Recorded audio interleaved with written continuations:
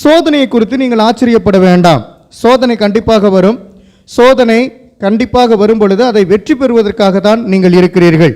அருமையானவர்களே, கர்த்தருடைய பிள்ளைகளாகிய நாம் சோதனையை வெல்ல வேண்டும். இப்பொழுது 1 பேதுரு 4 அதிகாரம் 12 மற்றும் 13 வசனத்தை வாசிப்பதற்கு வேதத்தை எடுத்துக்கொள்ளுவோம். சேர்ந்து நாம் வாசிக்கலாம். பிரியமானவர்களே, உங்களை சோதிக்கும்படி உங்கள் நடுவில் பற்றி எறிகிற அக்கினியை குறித்து ஏதோ புதுமை என்று திகையாமல், கிறிஸ்துவின் மகிமை வெளிப்படும் போது நீங்கள் கலிகூர்ந்து மகிழும்படியாக அவருடைய பாடுகளுக்கு நீங்கள் பங்காளிகளானதால் சந்தோஷப்படுங்கள். அவருடைய பாடுகளுக்கு நீங்கள் பங்காளிகள் ஆனதினாலே முதலாவது சந்தோஷப்படுங்கள். அல்லேலூயா. நீங்க துக்கமா இருக்கிறீங்களா, சந்தோஷமா இருக்கிறீங்களா அந்த ஆராதனையில? ஏனால் ஆண்டவராய் இயேசு கிறிஸ்து பாடு அனுபவித்தார், அந்த பாடுகளிலே வெற்றி சிறந்தார். ஆகையினாலே அவர் வெற்றி சிறந்தது போல நாமும் வெற்றி சிறப்பதற்காக தான் இருக்கிறோம். அநேகருடைய குடும்பத்தில் ஆபத்துகள் வந்து கொண்டே இருக்கிறது. அருமையானவர்களே, நீங்கள் நேசிக்கிறவர்கள் ஒருவேளை மரித்து விட்டால் உடனே தோண்டு போகிறீர்கள். கர்த்தர் எனக்கு இப்படி சோதனை கொடுத்துட்டாரே அப்படின்னு நீங்கள் ஒரு சிலர் சொல்லுகிறீங்க. கடவுளா உங்களை சோதிக்கிறார். நீங்கள் தேவனுடைய ஆவியினாலே நடத்தப்படுகிறவர்களாக இருந்தால் கர்த்தர் என்னை சோதிக்கிறார் என்று சொல்ல மாட்டீர்கள். பரிசுத்த ஆவியினாலே நீங்கள் சோதிக்கப்பட வேண்டும் என்றும் ஆண்டவர் விருப்பப்படுகிறார். இப்பொழுது நீங்கள் வாசித்தீர்கள் அல்லவா, மத்தேயு 4 அதிகாரத்தில் முதல் வசனத்திலேயே சாத்தான் முதலாவது என் அப்பனா சோதித்தானா இல்லையா அப்படின்னு பார்க்கும் பொழுது சாத்தான் தான் சோதித்தான். ஆனால் பரிசுத்த ஆவியானவர் தான் ஒப்புதல் தருகிறார் சோதிப்பதற்கு. பரிசுத்த ஆவியினாலே வனாந்தரத்துக்கு கொண்டு போகப்பட்டவர் கர்த்தராகிய இயேசு கிறிஸ்து என்பதை நம்மளால் வாசிக்க முடியும். அதனால உங்களுக்கு வருகிற சோதனையை குறித்து நீங்கள் ஆச்சரியப்பட வேண்டாம். தேவ பிள்ளைகளுக்கு சோதனை வந்து கொண்டே இருக்கும். கர்த்தராகிய தேவனுடைய பிள்ளைகளுக்கு தான் இது அதிகமாய் வரும். பிசாசின் பிள்ளைகளுக்கு சோதனை என்பது கிடையாது. ஏன் அப்படின்னா அவர்கள் சோதனைக்கு உட்பட்டவர்களாக இருக்கிறார்கள். அவங்களால ஜெயிக்க முடியாமல் இருக்கிறது. ஆனால் இப்பொழுது நான் உங்களுக்கு சொல்லுகிறேன், அநேகர் சோதனையில் இருக்காங்க பாருங்க. அந்த சோதனை உள்ள நபர்களை விடுவிக்கும் பொறுப்பு யாருக்கு உண்டு அப்படின்னு சொன்னால் நமக்கு தான் இருக்கு. அல்லேலூயா. யாரெல்லாம் சோதனையில் இருக்கிறாங்களோ அவங்களெல்லாம் விடுவிக்கிறதுக்கு யாருங்க இருக்கிறாங்க? நம்ம தான் போய் ஆண்டவருடைய ஆவியினால அவங்களுக்கு இருக்கிற பிசாசின் கிரியைகளை அழித்து போடும்படியாய் நாம் இருக்கிறோம். அருமையானவர்களே, நாம் நம்பிக்கையற்றவர்கள் அல்ல, நாம் நம்பிக்கை உடையவர்கள். நம்பிக்கை உடையவர்கள் எப்பொழுதுமே தேவனுடைய வார்த்தைகளை நம்பிக்கொண்டு தான் இருப்பார்கள். நீங்கள் கிறிஸ்துவின் மேல் விசுவாசம் கொண்டவர்களாக இருக்கிறீர்கள். இந்த நாளில் 3 விதமான சோதனை குறித்து 3 விதத்திலே நான் உங்கள் மத்தியிலே பேசிக்கொள்ள விருப்பப்படுகிறேன். முதல் சோதனை என்று நாம் பார்க்கும் பொழுது 3 சோதனை: மாம்சத்தின் இச்சை, ஜீவனத்தின் பெருமை, கண்களின் இச்சை. இந்த 3 சோதனைகள் இருக்கிறது. இயேசு கிறிஸ்து சோதனையை வெற்றி கொண்டார். நாம் வெற்றி கொள்வதற்கு என்ன செய்ய வேண்டும்? 3 சோதனைகளை நீங்கள் வெல்லுங்கள். 1 யோவான் 2 அதிகாரம் 16 வசனத்தில் என்ன 3 சோதனை என்று எழுதப்பட்டிருக்கிறது. அந்த 3 சோதனையை இப்போ வாசிக்க போறீங்க. எல்லாம் எடுத்துக்கொள்ளுங்க, பக்கத்தை சொல்லிருங்க. 1 யோவான் 2 அதிகாரம் 16 வசனம். பக்கம் புதிய ஏற்பாட்டிலே 326. ஏனெனில் மாம்சத்தின் இச்சையும் கண்களின் இச்சையும் ஜீவனத்தின் பெருமையுமாகிய உலகத்தில் உள்ளவைகள் எல்லாம் பிதாவினால் உண்டானவைகள் அல்ல, அவைகள் உலகத்தினால் உண்டானவைகள். உலகத்தினால் உண்டானவைகள் எவை என்பது நாம் பார்க்கும் பொழுது 1 மாம்சத்தின் இச்சை, 2 ஜீவனத்தின் பெருமை, 3வது கண்களின் இச்சையாய் இருக்கிறது. இயேசு கிறிஸ்துவுக்கு இப்படிப்பட்ட சோதனை ஏற்படும் பொழுது அந்த சோதனையிலே அவர் வெற்றி பெற்றவராய் காணப்பட்டார். அல்லேலூயா. அருமையானவர்களே, 3 விதமான பாவத்தை இயேசு கிறிஸ்து ஜெயித்தார்.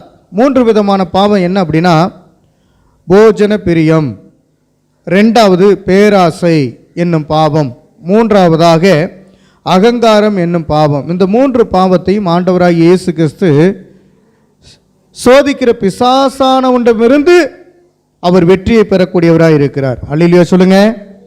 இந்த நாளிலும் கூட இன்னுமாக 3 சோதனை இருக்கிறது. அந்த சோதனை எப்படி அப்படின்னா, 1 கற்களை அப்பமாக மாற்றும்படி பிசாசானவன் சோதிக்கிறான். 2 உலகத்தின் ஆட்சி அனைத்தையும் நீ அனுபவிக்க வேண்டும், என்னை தெண்டனிட்டு வணங்கு என்று சொல்லுகிறான். 3வது தேவாலயத்தின் உச்சியிலிருந்து குதி என்று சொல்லுகிறான். இந்த 3 சோதனை உங்கள் நடுவிலே வரும் பொழுது நீங்கள் ஜெயிப்பீர்களா அல்லது தோற்று போவீர்களா? இதுதான் இன்றைய நாளிலே கேள்வி. முதலாவது, உங்களுடைய வாயிலிருந்து கர்த்தர் என்னை சோதிக்கிறார் என்று சொல்ல வேண்டாம். மனிதன் சோதிக்கப்படுகிறான். எப்படி சோதிக்கப்படுகிறான் என்றால் பிசாசினால் சோதிக்கப்படுகிறான்.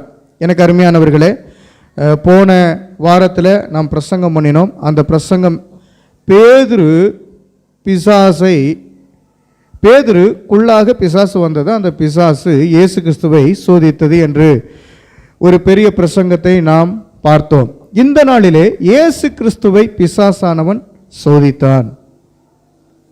இந்த பிசாசு ஏன் சோதித்தான் என்றால், யாருமே பரலோகம் போய்விடக்கூடாது, யாருமே தேவனண்டையிலே போய் நின்றுவிடக்கூடாது என்பதற்காக ஆதி முதலாய் அவன் சோதிக்கிறவனாய் இருக்கிறான். ஆதாம் ஏவாளை சோதித்தவன் பிற்பாடு தேவ பிள்ளைகளை படிப்படியாக சோதித்து கொண்டே வருகிறான்.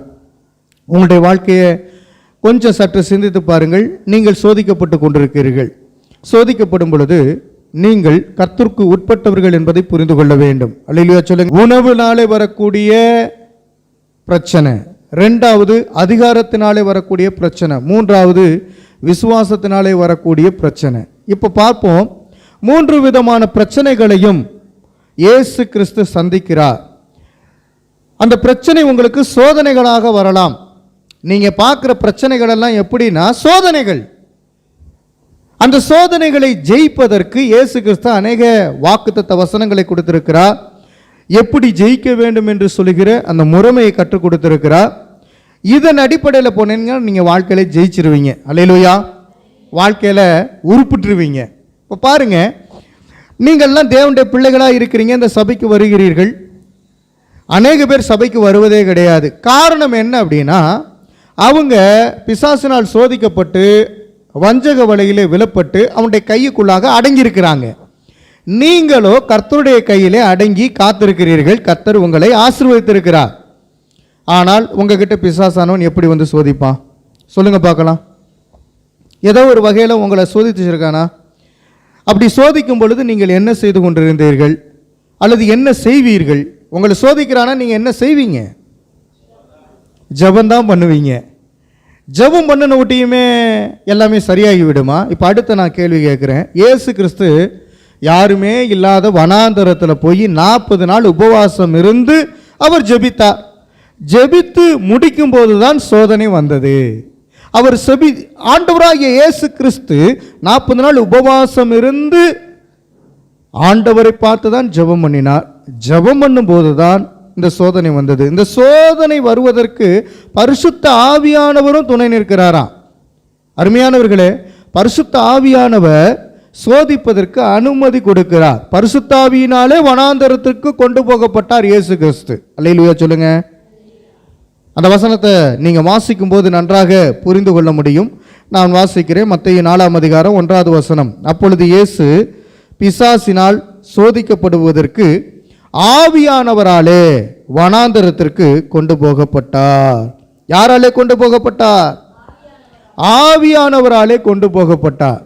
இதுக்கு தான் ஆவியானவரை பெற்றிருக்க வேண்டும் என்று ஆண்டவர் விருப்பப்படுகிறார். இப்போ பரிசுத்த ஆவியானவர் எல்லா ஜனங்களுக்கும் எப்போ ஆண்டவர் பெற்று தந்தா?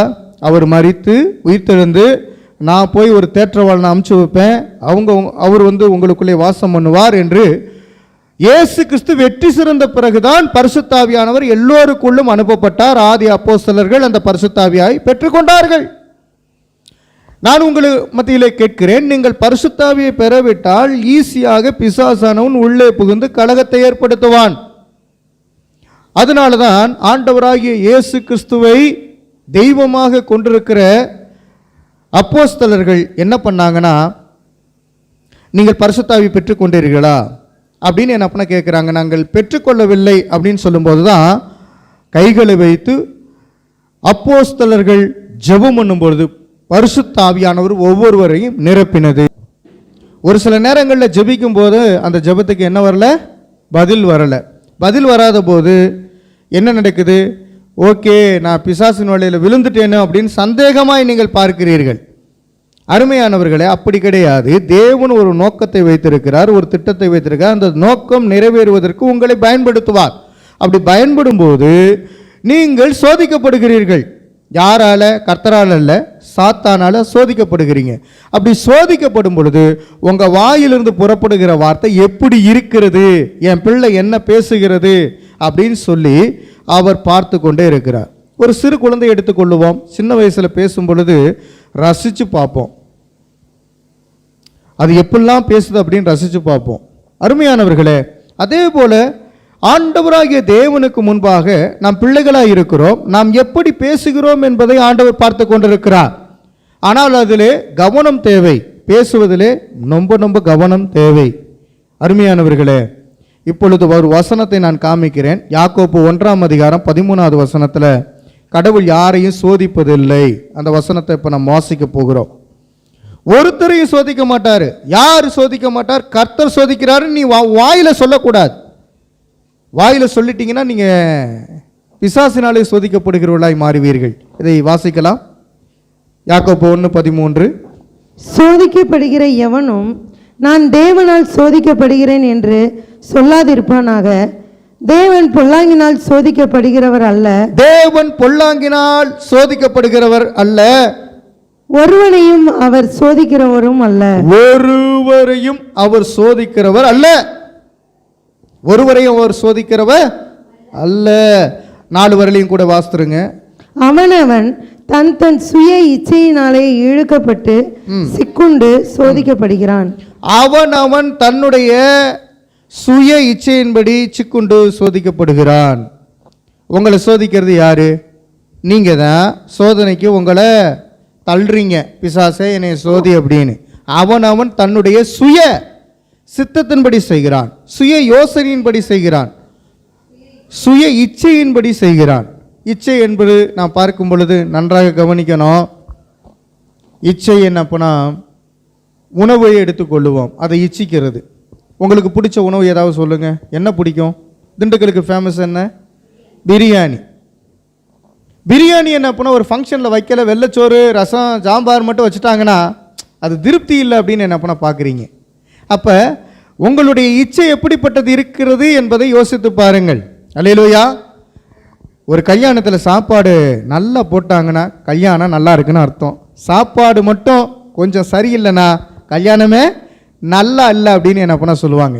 இப்போ சோதனை பாருங்க அருமையானவர்களே. ஆதாமுக்கு என்ன சோதனையோ அதே தான் இயேசு கிறிஸ்துவுக்கு வந்தது. ஆதாம் எப்படியெல்லாம் சோதிக்கப்பட்டாரோ, முதலாம் ஆதாமுக்கு என்ன சோதனை வந்ததோ அதெல்லாம் 2ஆம் ஆதாமுக்கும் வந்தது. அவரும் மனுஷனாக இருந்து சோதிக்கப்பட்டவர் தான். உங்களைப் போல மனிதனாக இருந்து சோதிக்கப்பட்டவர் தான் இயேசு கிறிஸ்து. நம்மை போல பாடு உள்ளவர் தான் இயேசு கிறிஸ்து. அப்போ முதல் ஆதாம் பிசாசு தந்த சோதனையில விழுந்து விட்டான், வீழ்ச்சி அடைந்து விட்டான். இயேசுவோ வீழ்ச்சி அடையவில்லை, வெற்றி அடைந்தார். இதற்கு என்ன காரணம்? அவர் ஏற்கனவே ஒரு நோக்கத்தோடு சித்தத்தோடு என்ன பண்ண வந்தார். முதல் மனிதனுக்கு எல்லாமே அறிவிக்கப்பட்டது. ஆனால் அந்த அறிவிப்பு கர்த்தரால் கொடுக்கப்பட்டிருந்த போதிலும் அவனால் அதை பூர்த்தி செய்ய முடியவில்லை. உங்களுக்கு பைபிள் வசனம் தெரியும்ல, நீங்கள் வாசிக்கிறீங்கல்ல, எது தவறு எது தவறு அல்ல, எது சரி எது தவறு அப்படின்னு நீங்கள் சரியாக புரிந்து வைத்திருக்கிறீங்க. ஆனால் ஒரு சில நேரங்களில் தவறுகளிலே விழுந்து விடுகிறோமே. கெட்ட வார்த்தை பேசக்கூடாதுன்னு தெரியும், ஆனால் கெட்ட வார்த்தை பேசிடுறோம். டென்ஷன் ஆகி எதையும் பேசிடக்கூடாதுன்னு நாவடக்கத்தோடு இருக்குன்னு சொல்லி விரும்புவோம். திடீர்னு என்ன பண்ணா வார்த்தைகளை வெளிக்கொணர்ந்து விடுவோம். இப்படிப்பட்ட காரியங்களை நீங்கள் யோசித்து பார்க்க வேண்டும். நீங்கள் எந்த காரியங்களில் பாதிக்கப்பட்டிருக்கிறீங்க? சரி, இச்சை என்று பார்க்கும் பொழுது முதலாவது உணவு வகையை நாம் எடுத்துக்கொள்ளலாம். உணவு வகையிலே பார்க்கும் பொழுது முதலாக ஆதாமை உணவை கொண்டுதான் பிசாசானவன் சோதித்தான். சரி, இயேசு கிறிஸ்துவுக்கு அதே உணவு வகையில சோதனை வந்தது.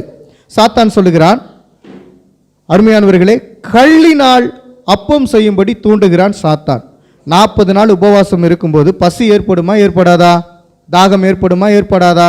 அப்போ உங்களுக்கு என்னத்தை தூண்டி விடுகிறான் என்றால் இச்சையை தூண்டி விடுகிறான். அந்த இச்சை எப்படிப்பட்டது அப்படின்னா சாப்பாட்டினால வரக்கூடிய சண்டை. வீட்டில் அடிக்கடி எதனால சண்டை நடக்கும்?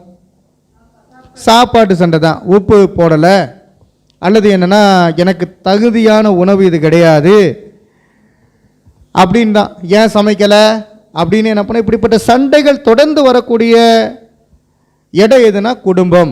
குடும்பத்தில் பிசாசானவன் என்ன பண்ணுவானா, உள்ளே புகுந்து கணவன் மனைவிக்கு முதலாவது டென்ஷனை ஏற்படுத்தி விடுவான். அருமையானவர்களே, இன்றைக்கும் போஜன பிரியர்கள் இந்த பூமியிலே அதிகமாக இருக்கிறார்கள். அப்படி தானே? நீங்களும் போஜன பிரியர்களாக இருக்கிறீர்களா? இந்த சுகர்காரன் பார்த்தீங்கன்னா ஒரு நாளைக்கு எத்தனை தடவை சாப்பிடுவான்? 4 தடவை 5 தடவை பசி எடுக்கும் போதெல்லாம் என்ன பண்ணால் சாப்பிடுவான். கேட்டால் சுகர் எனக்கு டாக்டர் சொல்லியிருக்காரு அளவாக சாப்பிட்ணும், ஆனால் கொஞ்சம் கொஞ்சமாக சாப்பிட சொல்லியிருக்காரு, 5 நேரம் சாப்பிட சொல்லியிருக்காரு, எனக்கு டிக் பண்ணி தந்திருக்கிறாரு அப்படின்ட்டு. இப்போ பாருங்களேன், ஒரு சில நேரங்களில் இந்த பிசாசானவன் இந்த உணவை வைத்து உங்களுக்குள்ளே வருவான். நீங்கள் ஜாக்கிரதையாக இருக்க வேண்டும். அல்லேலூயா. ரொம்ப நேரம் பசியாக இருக்கிறவன் தான் டென்ஷன் ஆகி கத்துவான், அப்படி தானே? நீ கேள்விப்பட்டிருக்கீங்களே, ஏன்னா பசிக்குதா, ஏன் பசியில் இப்படிலாம் கத்துற அப்படின்னு நம்ம கேள்விப்பட்டிருப்போம். இதே தான் கல்லினால் அப்பம் செய்யும்படி பிசாசானவன் தூண்டுகிறான். இந்த கற்களை அப்பமாக்கு. அதை எதுவும் கொண்டுட்டு வரதுக்கு இல்லை, பிசாசாவன் கையில் எதுவுமே இல்லை. இந்த கல்லை அற்பமாக்கு. இயேசு ஏற்கனவே 5 அப்பங்களை பெருகச் செய்து 5000 பேருக்கு அவர் உணவாக என்ன பண்ண கொடுத்தார். இன்னொரு இடத்துல 4000 பேருக்கு என்ன பண்ண உணவு கொடுக்கிறார். அவர் அந்த அற்புதங்களை செய்யக்கூடியவர் என்று பிசாசானவன் அறிந்திருந்தான். இப்போதான் ஊழியம் செய்ய போறாரு. உபவாசம் இருந்த பிறகுதான் ஊழியம். இப்போ பிசாசானவனுக்கு தெரியும், நீ அற்புதம் செய்யக்கூடிய ஆளு, உனக்கு நீ அற்புதம் செஞ்சு நீயே அந்த கற்களை எல்லாம் அப்பமாக்கி சாப்பிடு. இது தெரியாமல இருக்கு ஆண்டவருக்கு. இப்போ உங்ககிட்ட எப்படி பிசாசானவன் வருவா? அல்லது தேவ பிள்ளைகளை கிட்டது எப்படி பிசாசானவன் வந்து சோதிப்பான்? சொல்லுங்க பார்க்கலாம். மாமியாருக்கும் மருமகளுக்கு எதனால சண்டை வருது அடிக்கடி? இந்த சமையல் கட்டு பிரச்சனை தான் மேக்சிமம். சாப்பிட்ட உணவுப் பொருட்களுடைய பாத்திரத்தை கழுவ மாட்டேங்கிற, மாவு ஆட்டி வைக்க சொன்னேன் ஆட்டலை, அல்லது நான் சொல்கிற மாதிரி அந்த பதத்தில் நான் உன்னைய சாப்பாடு வடிக்க சொன்னேன் அது மாதிரி வடிக்கலை. சண்டை எதில் வருது? சாப்பாட்டு சண்டை தான். சரி, இப்போ கணவன் மனைவிக்குள்ளே பார்க்கும் பொழுது சாப்பாட்டுக்குரிய பொருட்களை வாங்கி தராவிட்டாலோ அதற்குரிய செலவுக்குரிய பணத்தொகையை கொடுக்காவிட்டாலோ சண்டை வருதா இல்லையா? அப்போ பிசாசானவன் எங்கே சோதனை உட்படுத்துகிறான் என்றால், உங்கள் குடும்பத்தில் உங்களுடைய தாய் கூட இருக்கலாம், அல்லது தகப்பன் கூட இருக்கலாம், அல்லது உங்கள் சுற்று வட்டார பகுதியில் நீங்கள் யாரோடு அதிகமாய் பழகிறீர்களோ அவர்களோடு இந்த பிரச்சனையை கொண்டு வருகிறான். நீங்கள் கவனமாக நீங்கள் பார்க்க வேண்டிய விஷயம், மத்தேயு 4 அதிகாரம் 3 முதல் 4 முடிய உள்ள வசனங்களில் இயேசு மனுஷன் அப்பத்தினால் மாத்திரமல்ல தேவனுடைய வாக்கினால் எல்லாம் பிழைப்பான் என்று கூறி அந்த பிசாசுக்கு மறுப்பு தெரிவிக்கிறார். அல்லேலூயா சொல்லுங்க. உங்களை இதை சாப்பிடு அதை சாப்பிடு அப்படின்னு சொல்கிறவங்க கிட்ட நீங்கள் ஜாக்கிரதையாக இருங்க. நான் எல்லாத்தையும் சாப்பிட்டுக்கிட்டு உட்காந்துருக்க மாட்டேன், நான் சாப்பிட்டு வந்துட்டேன்னு சொல்லுங்கள். அல்லேலூயா. தேவநாம மகிமைப்படட்டும். எல்லா நேரத்துலையும் டீ குடிக்கிறது தப்பு. எல்லா நேரங்களிலும் என்ன பண்ணால் பக்கத்திலேயே ஏதாவது ஒரு பொருளை வச்சுக்கிட்டு அதை அரைச்சிக்கிட்டே இருக்கிறது தப்பு. அவங்க எப்படிப்பட்டவர்கள் என்று வேதவசனம் சொல்கிறது என்றால், போஜன பிரியர்கள், பெருந்தீனிக்காரர்கள், அல்லது அந்த சாப்பாட்டிலே விருப்பம் உள்ளவர்கள் என்று வேதவசனம் சொல்லுகிறது. மத்தேயு 4:3-4 வசனத்தை வாசிங்க. மத்தேயு 4 அதிகாரம் 3 முதல் 4 முடிய உள்ள வசனங்களை மட்டும். அப்பொழுது சோதனைக்காரன் அவரிடத்தில் வந்து, நீர் தேவனுடைய குமாரனே ஆனால் இந்த கல்லுகள் அப்பங்களாகும்படி சொல்லும் என்றான். அவர் பிரதியுத்தரமாக, மனுஷன் அப்பத்தினாலே மாத்திரமல்ல தேவனுடைய வாயிலிருந்து புறப்படுகிற ஒவ்வொரு வார்த்தையினாலும் பிழைப்பான் என்று எழுதியிருக்கிறதே என்றார். தேவனுடைய வாயிலிருந்து புறப்படும் ஒவ்வொரு வார்த்தையிலும் பிழைக்கக்கூடியவர்கள்தான் சரீர ஆசைகளை கட்டுப்படுத்தக்கூடியவர்கள். ஆமென் சொல்லலாமே. இன்னைக்கு நீங்கள் யாரால் பிழைத்து கொண்டிருக்கிறீர்கள்? யாரால் வாழ்ந்து கொண்டிருக்கிறீர்கள்?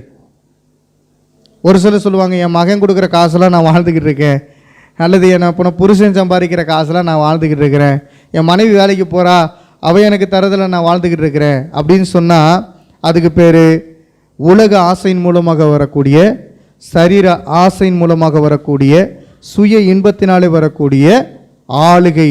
அந்த ஆளுகை நிமித்தமாக சண்டை தான் வரும். இப்போ உங்களை ஆளுகிறது யாருன்னு கொஞ்சம் பாருங்க. உங்களை யாருங்க ஆண்டுகிட்டு இருக்கிறது? சொல்லுங்க. உங்களை ஆண்டு கொள்ளுகிற தேவனிடத்திலிருந்து வரக்கூடிய வார்த்தையினால தான் உயிர் பிழைக்க முடியும். அல்லேலூயா. நிறைய பேர் பாவம் செய்கிற அடிமைப்பட்டு கிடக்கிறவர்களுக்கு கிட்ட போய் வேலை பார்த்து இவங்க செத்து கிடக்குறாங்க, உங்கள் சரீரம் செத்து போயிடக்கூடாது. அல்லேலூயா. உங்கள் சரீரத்தில் கர்த்தர் வாழுகிறார் என்பதை நீங்கள் முதலாவது நம்புகிறீர்களா? அது என்ன, ஆவியில் ஆத்மாவில் வாழ்வார், சரீரத்திலையுமா வாழ்வார்? ஆமாம்.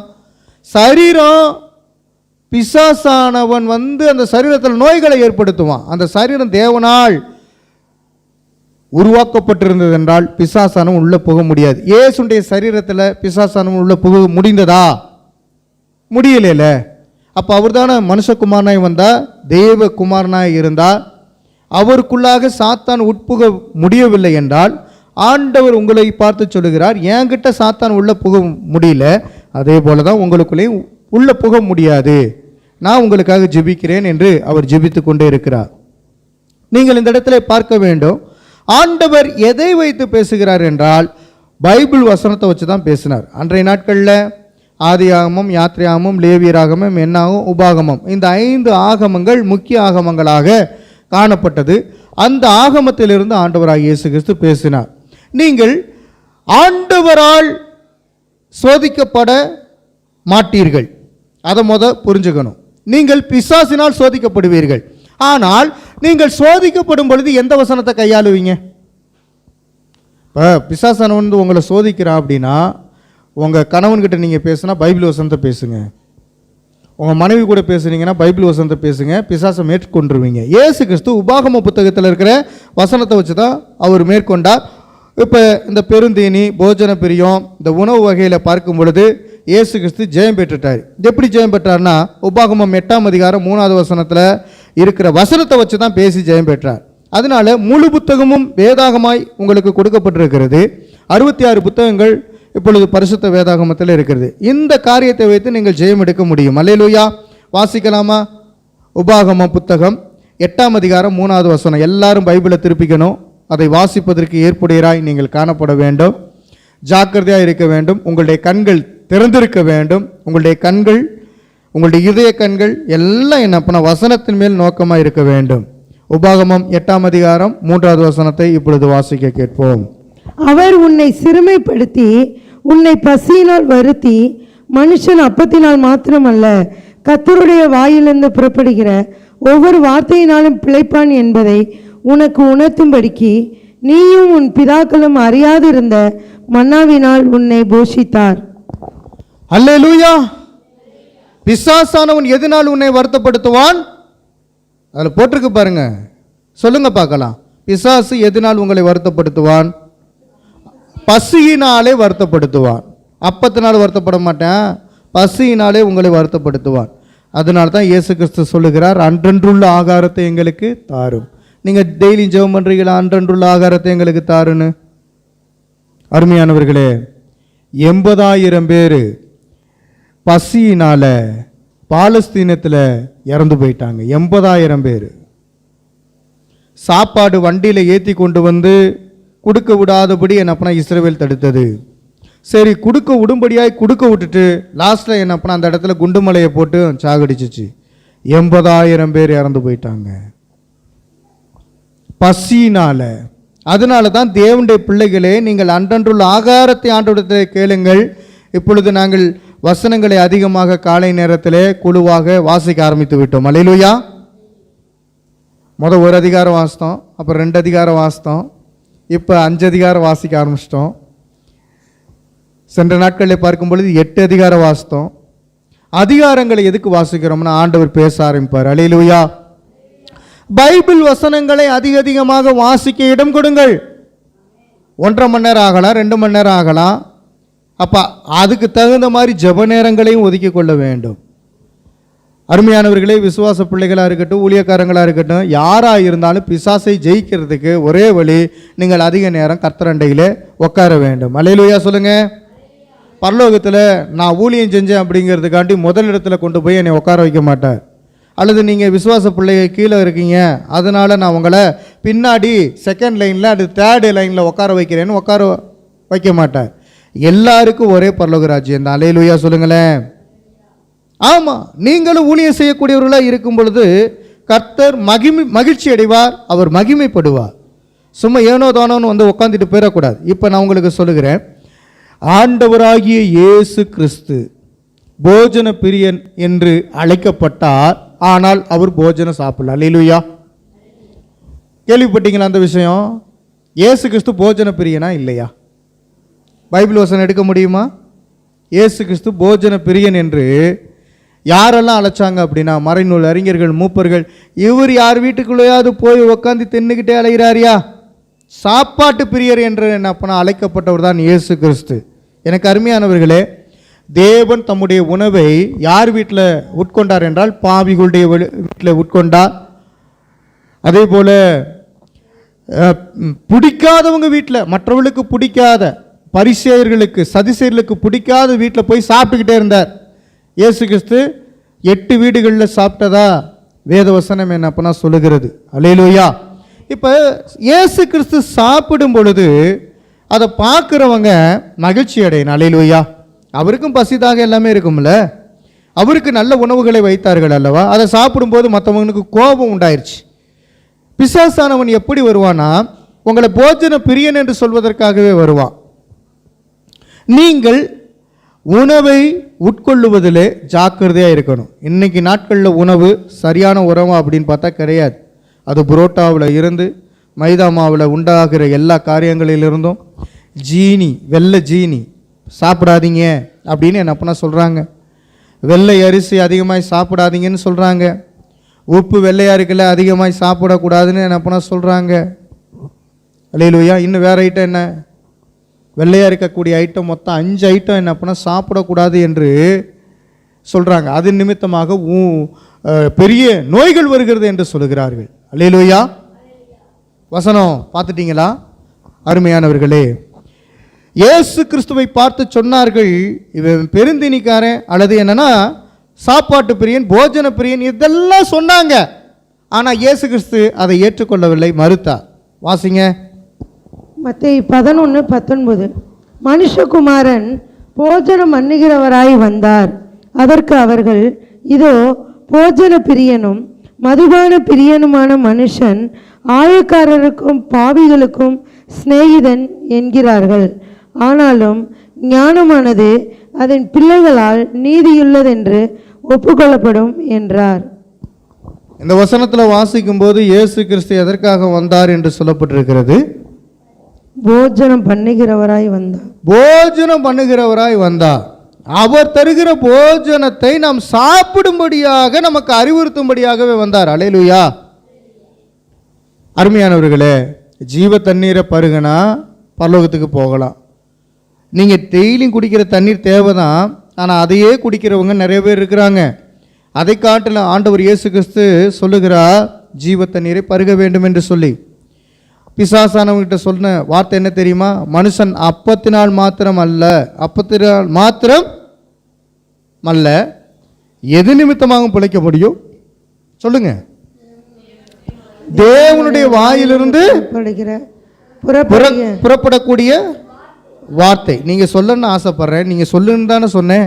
தேவனுடைய வாயிலிருந்து புறப்படுகிற ஒவ்வொரு வார்த்தையினாலும் பிழைப்பான். ஆமென். அதனால தான் நான் பெரும்பாலும் பேசிக்கிட்டு இருக்கிறேன், மெதுவாக சொல்லி கொண்டிருக்கிறேன். எல்லாரும் பேசணும்ல. அருமையானவர்களே, தேவனுடைய வாயின்னு ஒரு வாய் இருக்கா? அந்த வாய் எப்படிப்பட்ட வாய்? வார்த்தை நிறைந்தது. வல்லமையுள்ள வார்த்தை உங்களை நிரப்பி இருக்கிறதா? அப்படின்னா ஜெயிச்சிருவீங்க. அல்லேலூயா. எப்போ பார்த்தாலும் இட்லிக்கு என்ன சட்னி, சாம்பார், நாளைக்கு காலையில் என்ன சமைக்க போகிறீங்கன்னு இப்போ உட்காந்து இங்கே பண்ணிக்கிட்டு இருக்கீங்க. நாளைக்கு சாயந்தரம் வந்த விட்டியுமே தோசை ஊற்றலாமா அல்லது கடையில் வாங்கி சாப்பிட்லாமா? இதெல்லாம் ஒரு பிளானிங்களோடு என்ன பண்ண செயல்படுறவங்க இருக்கீங்கல்ல, பிளானோடு என்ன பண்ண செயல்படுறவங்க. அருமையானவர்களே, ஆண்டவர் உங்கள் வாயிலிருந்து எதிர்பார்க்கறது வல்லமையுள்ள தேவனுடைய வசன வார்த்தை. அதை கொண்டு நீங்கள் வெற்றி பெறுங்கள் என்று சொல்லுகிறார். அல்லேலூயா. சாப்பிடுங்க, நல்லா சாப்பிடுங்க. சாப்பிட்டுட்டு நீங்கள் வசனத்தை அதிகமாய் கைகொள்ளுங்கள் என்று சொல்லுகிறார். அல்லேலூயா. நீங்கள் பட்னியாகவே இருக்கன்னு ஆண்டவர் விருப்பப்படல. நல்லா சாப்பிடுங்க, ஆனால் போஜன பிரியனா இருந்துடாதீங்க. அளவாக சாப்பிடுங்க. அதே நேரத்தில் என்னுடைய உணவை உட்கொள்ளுங்க. அன்னைக்கு மன்னாவை உட்கொண்டார்கள், அந்த மன்னா கிறிஸ்து. ஆனால் இயேசு கிறிஸ்து புதிய ஏற்பாட்டில் சொல்கிறாரு, மன்னாவை சாப்பிட்டு அழிந்து போனீர்கள்,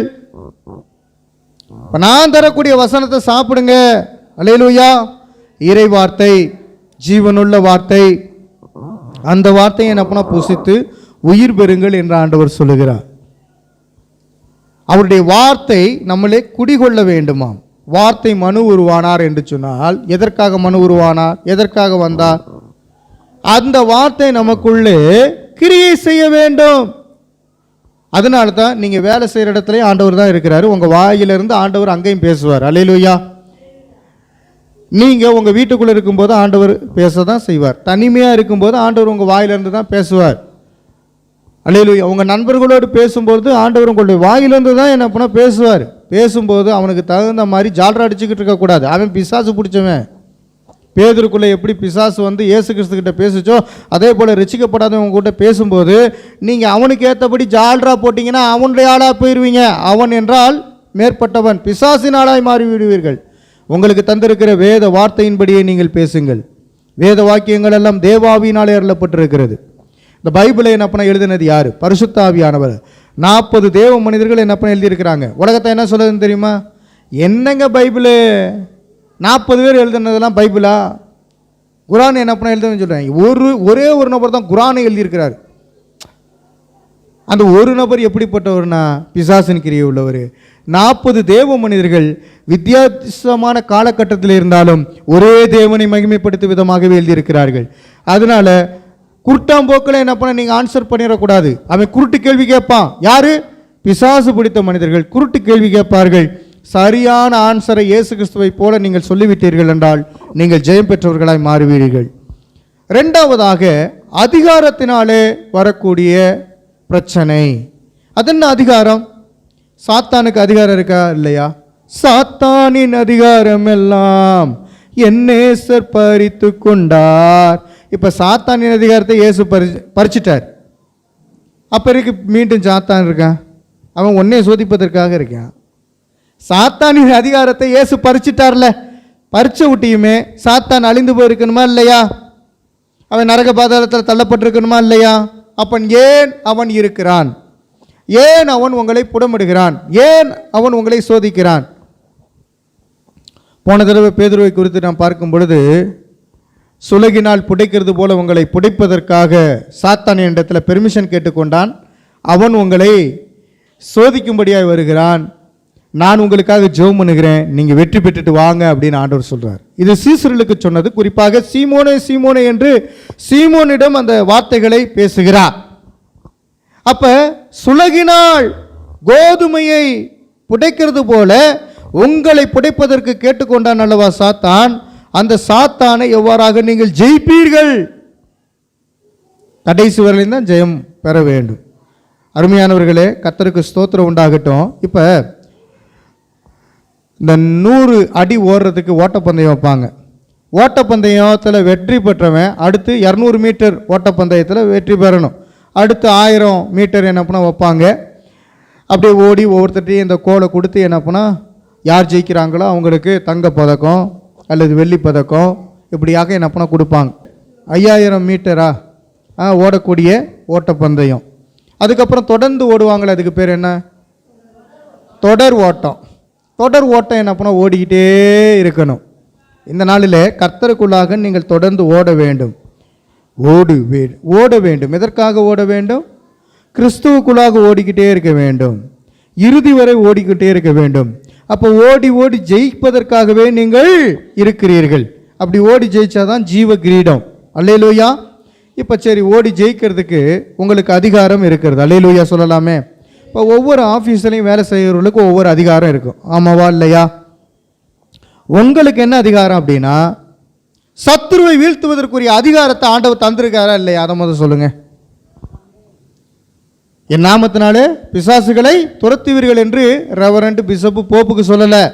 விசுவாசிக்கிறவர்களால் நடக்கும் அடையாளங்கள் ஆவன அப்படின்னு ஆண்டவர் சொல்லி வச்சிருக்கார். நீங்கள் கர்த்தரை விசுவாசிக்கும் போது நடக்கும். இப்போ அதிகாரம் உங்களுக்கு கொடுக்கப்பட்டிருக்கிறது. அந்த அதிகாரத்தை நீங்கள் பயன்படுத்த வேண்டும் என்று விருப்பப்படுகிறார். பாருங்க, 2வது சோதனை அதிகாரத்தை குறிக்கக்கூடியதாக இருக்கிறது. அந்த அழகை என்ன சொல்லுகிறான் தெரியுமா? உலகத்தின் எல்லா ராஜ்யங்களையும் அதன் மகிமையையும் காண்பித்து தன்னை வணங்கினால் எல்லாவற்றையும் தருவதாக அவன் உறுதியளிக்கிறான். என்ன உறுதி? இந்த ராஜ்யங்கள் அனைத்தும் உனக்கு தான். அருமையானவரே, உண்டாக்குனவர் தம்முடைய கரங்களினாலே இவைகளை உண்டாக்கினார். பிசாசானவன் உண்டாக்குவதற்கு எதுவுமே கிடையாது. அவனுடைய கரத்தில் ஒன்றுமே கிடையாது. கர்த்தர் தான் வானத்தை உண்டாக்கினார், அவர்தான் இயேசு கிறிஸ்து. பூமியும் அவர்தான் உண்டாக்கினார். ஆனால் இந்த பிசாசு என்ன பண்ணுகிறான்? தள்ளப்பட்ட பிசாசானவன் சகல ராஜ்யத்தை நான் உனக்கு தருகிறேன் என்று சொல்லுகிறான்.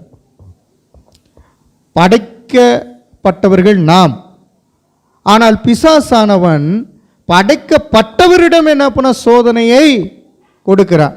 இந்த சோதனையில் அவர் ஜெயிச்சாரா, ஜெயிக்கலையா? ஜெயிச்சார். இப்போ வாசிக்கலாம். மத்தேயு 4ஆம் அதிகாரம் 5 முதல் 7 முடிய உள்ள வசனங்களை நீங்கள் வாசிக்க போகிறீர்கள். வாசிக்கலாம். மத்தேயு 4ஆம் அதிகாரம் 5 முதல் 7 முடிய உள்ள வசனம். 2வது சோதனை.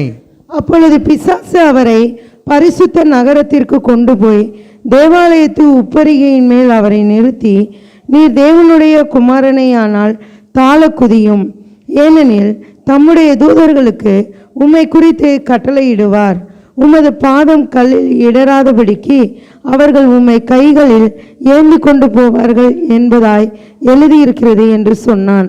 அதற்கு இயேசு, உன் தேவனாய கர்த்தரை பரீட்சை பாராதிருப்பாயாக என்றும் எழுதியிருக்கிறதே என்றார். அல்லேலூயா. இந்த இடத்துல நாம் பார்க்கும் பொழுது விசுவாசம் என்கிற சோதனை. விசுவாசிக்கிறீர்களா ஆண்டவராய் இயேசு கிறிஸ்துவை? நீங்கள் விசுவாசம் கொண்டவர்களா இயேசுவின் மீது? பேச்சில் அல்ல நான் விசுவாசிக்கிறேன் அப்படின்னு, செயலில் நாம் விசுவாசம் கொண்டவர்களாய் காணப்பட வேண்டும். அல்லேலூயா. தேவாலயத்தின் உப்பரிகையில் இருந்து குதிக்க சொல்லி தேவன் என்ன பண்றாரு? குதிக்க சொல்லி சொன்னது பிசாஸ். ஆனா தேவன் என்ன சொல்றாரு? உன் தேவனாகிய கர்த்தரை பரீட்சை பாராதிருப்பாயாக. நீ அப்படி குதிச்சினா உன்னை பாதுகாத்துக் கொள்வதற்கு தூதர்கள் வருவார்கள் என்று எழுதி இருக்கிறது. தூதர்கள் என்ன பண்ண வருவாங்களா இல்லையா? அந்த வசனம் எங்க எழுதி இருக்கு? சங்கீதம் 91 இருக்கு, உபாகமத்தில் இருக்குது. இப்ப உபாகமம் 6 அதனுடைய 13வது வசனத்துல இருக்குன்னு நினைக்கிறேன். கண்களின் இச்சை. அருமையானவர்களே, கண்களின் இச்சைகளை முதலாவது ஏற்படுத்துவோம். உலகத்தில் நீங்கள் பார்க்கறதெல்லாம் வாங்குற முடியுமா? ஆனால் வாங்குன்னு பிசாசான்னு சொல்லுவான். இந்த சின்ன பிள்ளைகளை அப்படியே ரோட்டில் கூட்டிகிட்டு போகணும்னா, எனக்கு கார் வேணுங்கோ, திடீர்னு அந்த பொம்மை வேணுங்கோ, திடீர்னு பார்த்தா அங்கே ஒரு புரோட்டா சொல்கிறாங்க அது வேணுங்கோ. இப்படிப்பட்ட மனநிலை மேலே இருக்கக்கூடியவர் தான் மனுஷர்களாக இருக்கிறார்கள். மாம்சத்தின் இச்சைகளை, கண்களின் இச்சைகளை கொண்டவர்களாக இருக்கிறார்கள். கர்த்தர் என்ன சொல்லுகிறார் என்பதை நாம் பார்க்க வேண்டும். இயேசு கர்த்தராகிய இயேசு என்ன சொல்றார் தெரியுமா? அவர் தான் கர்த்தர், அவர் தான் தேவன். உன் தேவனை சோதிக்காதே என்று கூறிவிட்டார். அல்லேலூயா. பிசாசு அடிக்கடி பார்த்து சொல்லணும், தேவையில்லாம என்னை சோதிக்க வராது. அல்லேலூயா. ஓடுறா முத அப்படிங்கணும். சோதிக்கிறவன் உங்ககிட்ட சோதிக்கிறதுக்காண்டி வருவான், அவனை பார்த்து சொல்லணும் போடாங்கிட்டு. அல்லேலூயா சொல்லுங்க.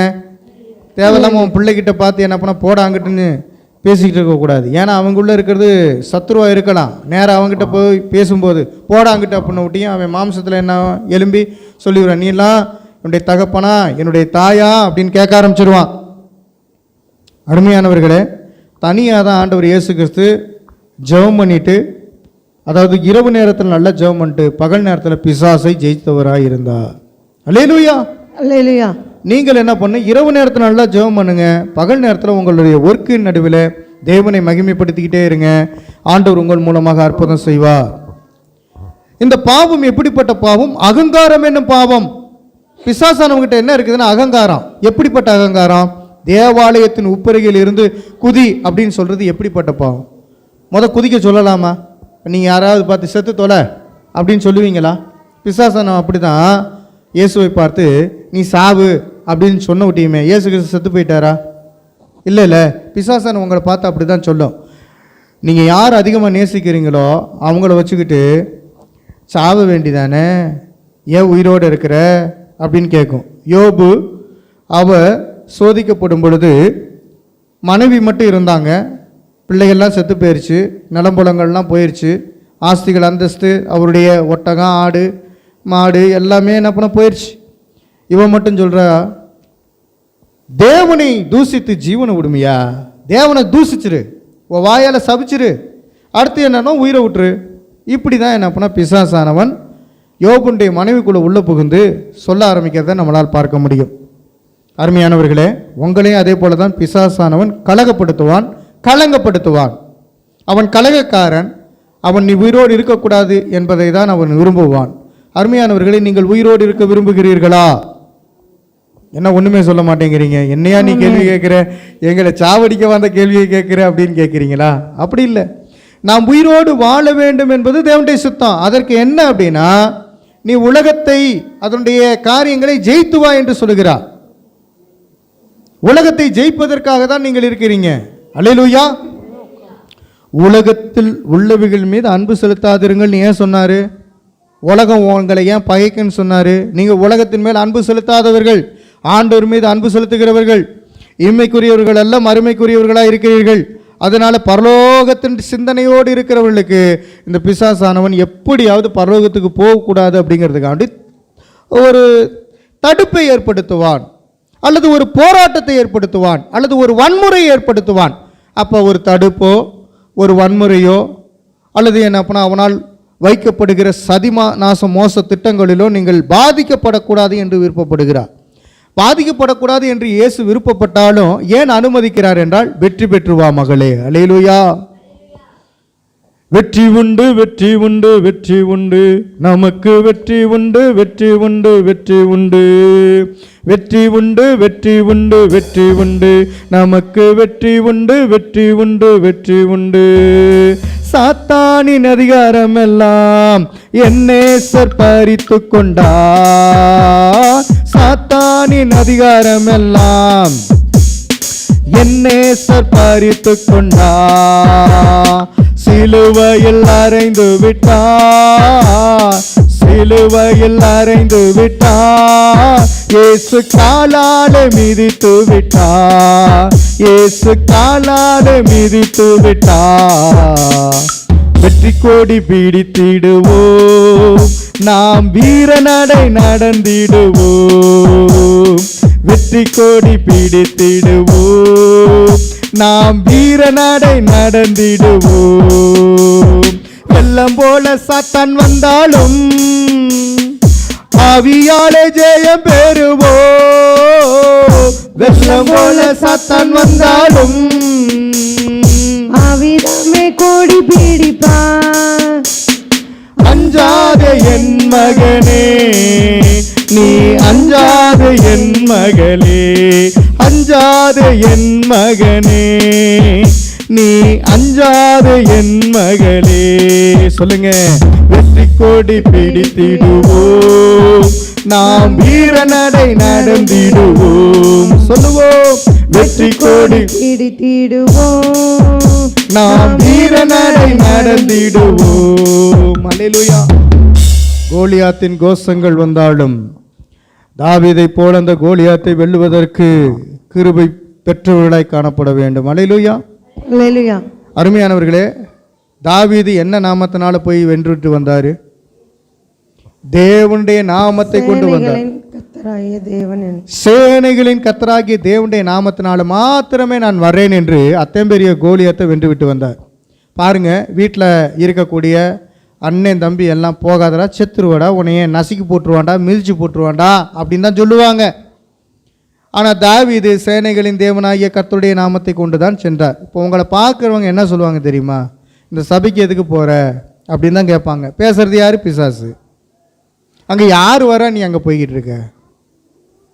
செத்து போனால் கல்ற தந்துடுவாங்களா? பிசாசு எதை பற்றி பேசும்னா சாகிறத பற்றியே பேசும். ஏன்னா இயேசு கிறிஸ்து சொன்னார், நான் சாக மாட்டேன் அப்படின்னு என்ன பண்ணால் பிசாசுக்கிட்ட சொல்லிட்டார். ஆனால் அவர் வந்ததின் நோக்கம் சாகிறதுக்காண்டியே வந்தார். அருமையானவர்களே, பேய்கிட்ட ஏன் அப்படி சொல்லணும் நான் சாக மாட்டேன் அப்படின்னா? அவன் சொல்கிறேன் சாகுன்னு சொல்கிறான். அவர் தற்கொலை பண்ணிக்குவாரா? தற்கொலை பண்ணிக்க மாட்டார். அருமையானவர்களே, தேவாலயத்தின் உப்பருகையிலிருந்து குதிக்க சொல்லுகிறவன் பிசாசு. குதிச்சாரா? பேய்க்கு கீழ்ப்படிஞ்சாரா? இல்லைல்ல. அப்போ உங்களை பார்த்து சாவு, நாண்டுக்கிட்டு சாவு, மருமகளே செத்து போச்சு, நீயும் சாவுன்னு எவனாச்சும் சொன்னானா செத்துருவீங்களா? அந்த வார்த்தை யாருக்கிட்ட இருந்து வருதுன்னு என்ன பண்ணால் பார்க்கணும்ல, யோசிக்கணும்ல. அல்லேலூயா. கணவன் மனைவிக்குள்ளே சண்டை வரும்போது கணவன் என்ன பண்ண போய் சாவு அப்படின்னு விட்டு செத்துற முடியுமா? இன்றைக்கி லவ் பண்ணுறவங்க அப்படிதானே என்ன பண்ண செத்துக்கிட்டு அலைகிறாங்க. பிசாசானுடைய தூண்டுதலினாலே இச்சையினாலே ஈர்க்கப்பட்டு அவங்க என்ன பண்ணுறாங்க, அந்த இச்சையிலே போய் பிசாசுக்கு கீழ்ப்படிந்து லாஸ்ட்டில் என்ன பண்ணால் தற்கொலை செய்து கொள்கிறார்கள் அல்லது கொலையை செய்து விடுகிறார்கள். அவனுடைய வேலை கொலை செய்கிற வேலை, அவனுடைய வேலை உங்களை கிறிஸ்துவ நண்டையில் வழி நடத்த விடாதபடி தடுக்கிற வேலை. நீங்கள் பரலோகம் போய்விடக்கூடாது என்பதற்காக அவன் என்னென்ன வேணாலும் செய்வான். அப்போ நீங்கள் புரிந்து கொள்ள வேண்டும், கர்த்தராகிய தேவன் சொன்ன பதில், இயேசு கிறிஸ்து சொன்ன பதில், கர்த்தராகிய உன் தேவனை சோதிக்காதே என்று கூறினார். அப்போ அவர் என்ன சொல்கிறார்னா, நான் தேவன், என்னை சோதிக்காத. நான் இந்த பூமிக்கு வந்ததுனால என்னை சோதிக்கிறியா? தேவனை பரீட்சை பாராதே. அல்லேலூயா. இந்த 10th எக்ஸாமில் 12th எக்ஸாமில் ஃபெயிலானவங்க தோற்று போனதுனால மற்றவங்களுக்கு முன்னாடி பதில் சொல்ல முடியாதே, தலைகுனிந்து நடக்கணுமே அப்படின்னு அவமானத்தினால என்ன பண்ணிக்கிறாங்க, தற்கொலை பண்ணிக்கிறாங்க. பிசாசனுடைய வேலை என்னென்னா, பரீட்சையில் நீ தோற்று போயிட்டீன்னா நான் உன்னை கொன்றுவேன், பரீட்சையில் வெற்றி பெற்றினா உன்னை மீண்டும் மீண்டுமாக நான் சோதித்துக்கிட்டே இருப்பேன். நான் சொல்கிறது உங்களுக்கு புரியுதுங்களா? பிசாசானவன்கிட்ட தோற்று போனவங்க அவனுடைய காலடியில் சரண்டர் ஆகி கிடக்கிறாங்க, அதனால தான் விடுவிக்க முடியல. அப்போ நீங்கள் ஜெயிச்சுக்கிட்டே இருக்கீங்க, லாஸ்ட் வரலையும் என்ன பண்ணா ஜெயிச்சுக்கிட்டே இருக்கேன். அல்லேலூயா. ஜெயம் ஜெயம் அல்லேலூயா, ஜெயம் ஜெயம் அல்லேலூயா, ஜெயம் ஜெயம் அல்லேலூயான்னு ஏன் பாடுறோம்னா, ஜெயம் அடுத்து போராட்டம் வரும்போது ஜெயம், அடுத்து போராட்டம் வரும்போது ஜெயம். அல்லேலூயா. என்னுடைய வாழ்க்கையில் நான் முதலாக என்னுடைய கல்லூரி படிப்பை முடித்துவிட்டு நான் ஊழியத்துக்கு வரேன் அப்படின்னு சொல்லும் பொழுது, என்னை ஊழியத்தில் வளர்த்த நபரும் போகாதரா ஊழியத்துக்கு அப்படின்னு சொன்னார். அதே போல் என்னுடைய தகப்பனும் எனக்கு எதிராளியாக மாறிவிட்டார். போடா, எங்கேயாவது வீட்டை விட்டு வெளியில் போடா, பைபிள் காலேஜுக்கு போகிறேன்னு போறியா, நீ எனக்கு மகன் கிடையாது, போடா. இப்போ வீட்லேயும் கைவிடப்பட்டேன், வெளியிலையும் கைவிடப்பட்டேன். இப்போ ஆண்டவருக்காக நான் போன விட்டியும் பாஸ்டர் என்ன பண்ணால் சொல்கிறார், படித்த முட்டாள் இங்கே வந்துட்டியா, இங்கே வந்து என்ன செய்ய போகிறானோ, ஏன்டா இங்கே வந்த, எங்கிட்ட வேலைக்கு நல்ல வேலைக்கு போகலாம்ல அப்படின்னு. இப்போ பாருங்கள், போகிற பக்கம் பூராமே சோதனை தாங்க. சரி, நான் அடுத்து என்ன பண்ணால் பைபிள் காலேஜிலேருந்து லீவ் விடும்போது ஊழியத்துக்கு வெளியில் சனிக்கிழமை போவோம். அப்படி ட்ராக்ஸ் கொடுத்து அப்படி ஆண்டவரை பற்றி சொல்லும் பொழுது, ஜீசஸ் கால்ஸில் எப்போயாவது போய் மெசேஜ் கொடுத்துட்டு வருவர் சொல்கிறாரு, தம்பி உனக்கு 22 வயசு ஆகுது, இந்த வயசில் ஏன்பா இப்படி ஒவ்வொரு வீடாக போய் ஆண்டவர் நல்லவர்னு என்ன பண்ணால் சொல்லிக்கிட்டு அலைகிற, இதுவா என்ன பண்ணால் நல்ல வேலை, நல்ல பெரிய பிரசங்கம், மேடையில் போய் நல்ல பிரசங்கம் பண்ணப்பா, இதான்ப்பா உன்னுடைய வேலை. இப்போ போய்கிட்டு என்ன பண்ணால் இந்த வயசில் இப்படிலாம் ரோட்டில் தெரிஞ்சுக்கிட்டு இருக்கலாமா அப்படின்னு என்ன பண்ணால் சொல்லி மனசை குழப்பி விட்டார். ஆனால் தேவன் நிறைவானவராக எனக்குள்ளே இருக்கிறபடினால நான் சொல்கிற வேலையை செய்ய அப்படின்ட்டார். அல்லேலூயா.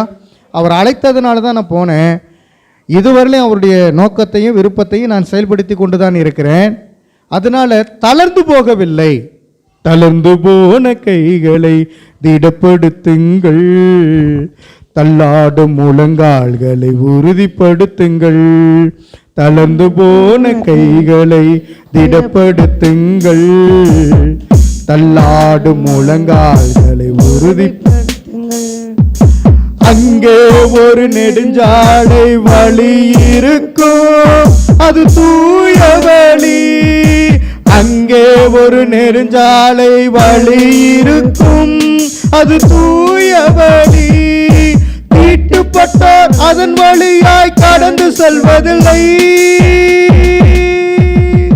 தீட்டுப்பட்டோர் அதன் வழியாய் கடந்து செல்வதில்லை. மீட்கப்பட்டோர் அதன் வழியாய் கடந்து செல்வார்கள், மீட்கப்பட்டோர் அதன் வழியாய் கடந்து செல்வார்கள். அஞ்சாதிருங்கள், திடன் கொள்ளுங்கள், ராஜா வருகிறார், இயேசு ராஜா வருகிறார், ராஜா வருகிறார், இயேசு ராஜா வருகிறார். தளர்ந்து போன கைகளை திடப்படுத்துங்கள், தள்ளாடும் முழங்கால்களை உறுதிப்படுத்துங்கள். அநேக பேர் முழங்கால் படியிடுறதே இல்லை. கெட்சமனை தோட்டத்தில் ஆண்டவர் ரத்த வேர்வை சிந்து கிட்டு இருந்தால் அவர் முழங்கால் படியிட்டு தான் ஜெபம் பண்ணினார். அல்லேலூயா.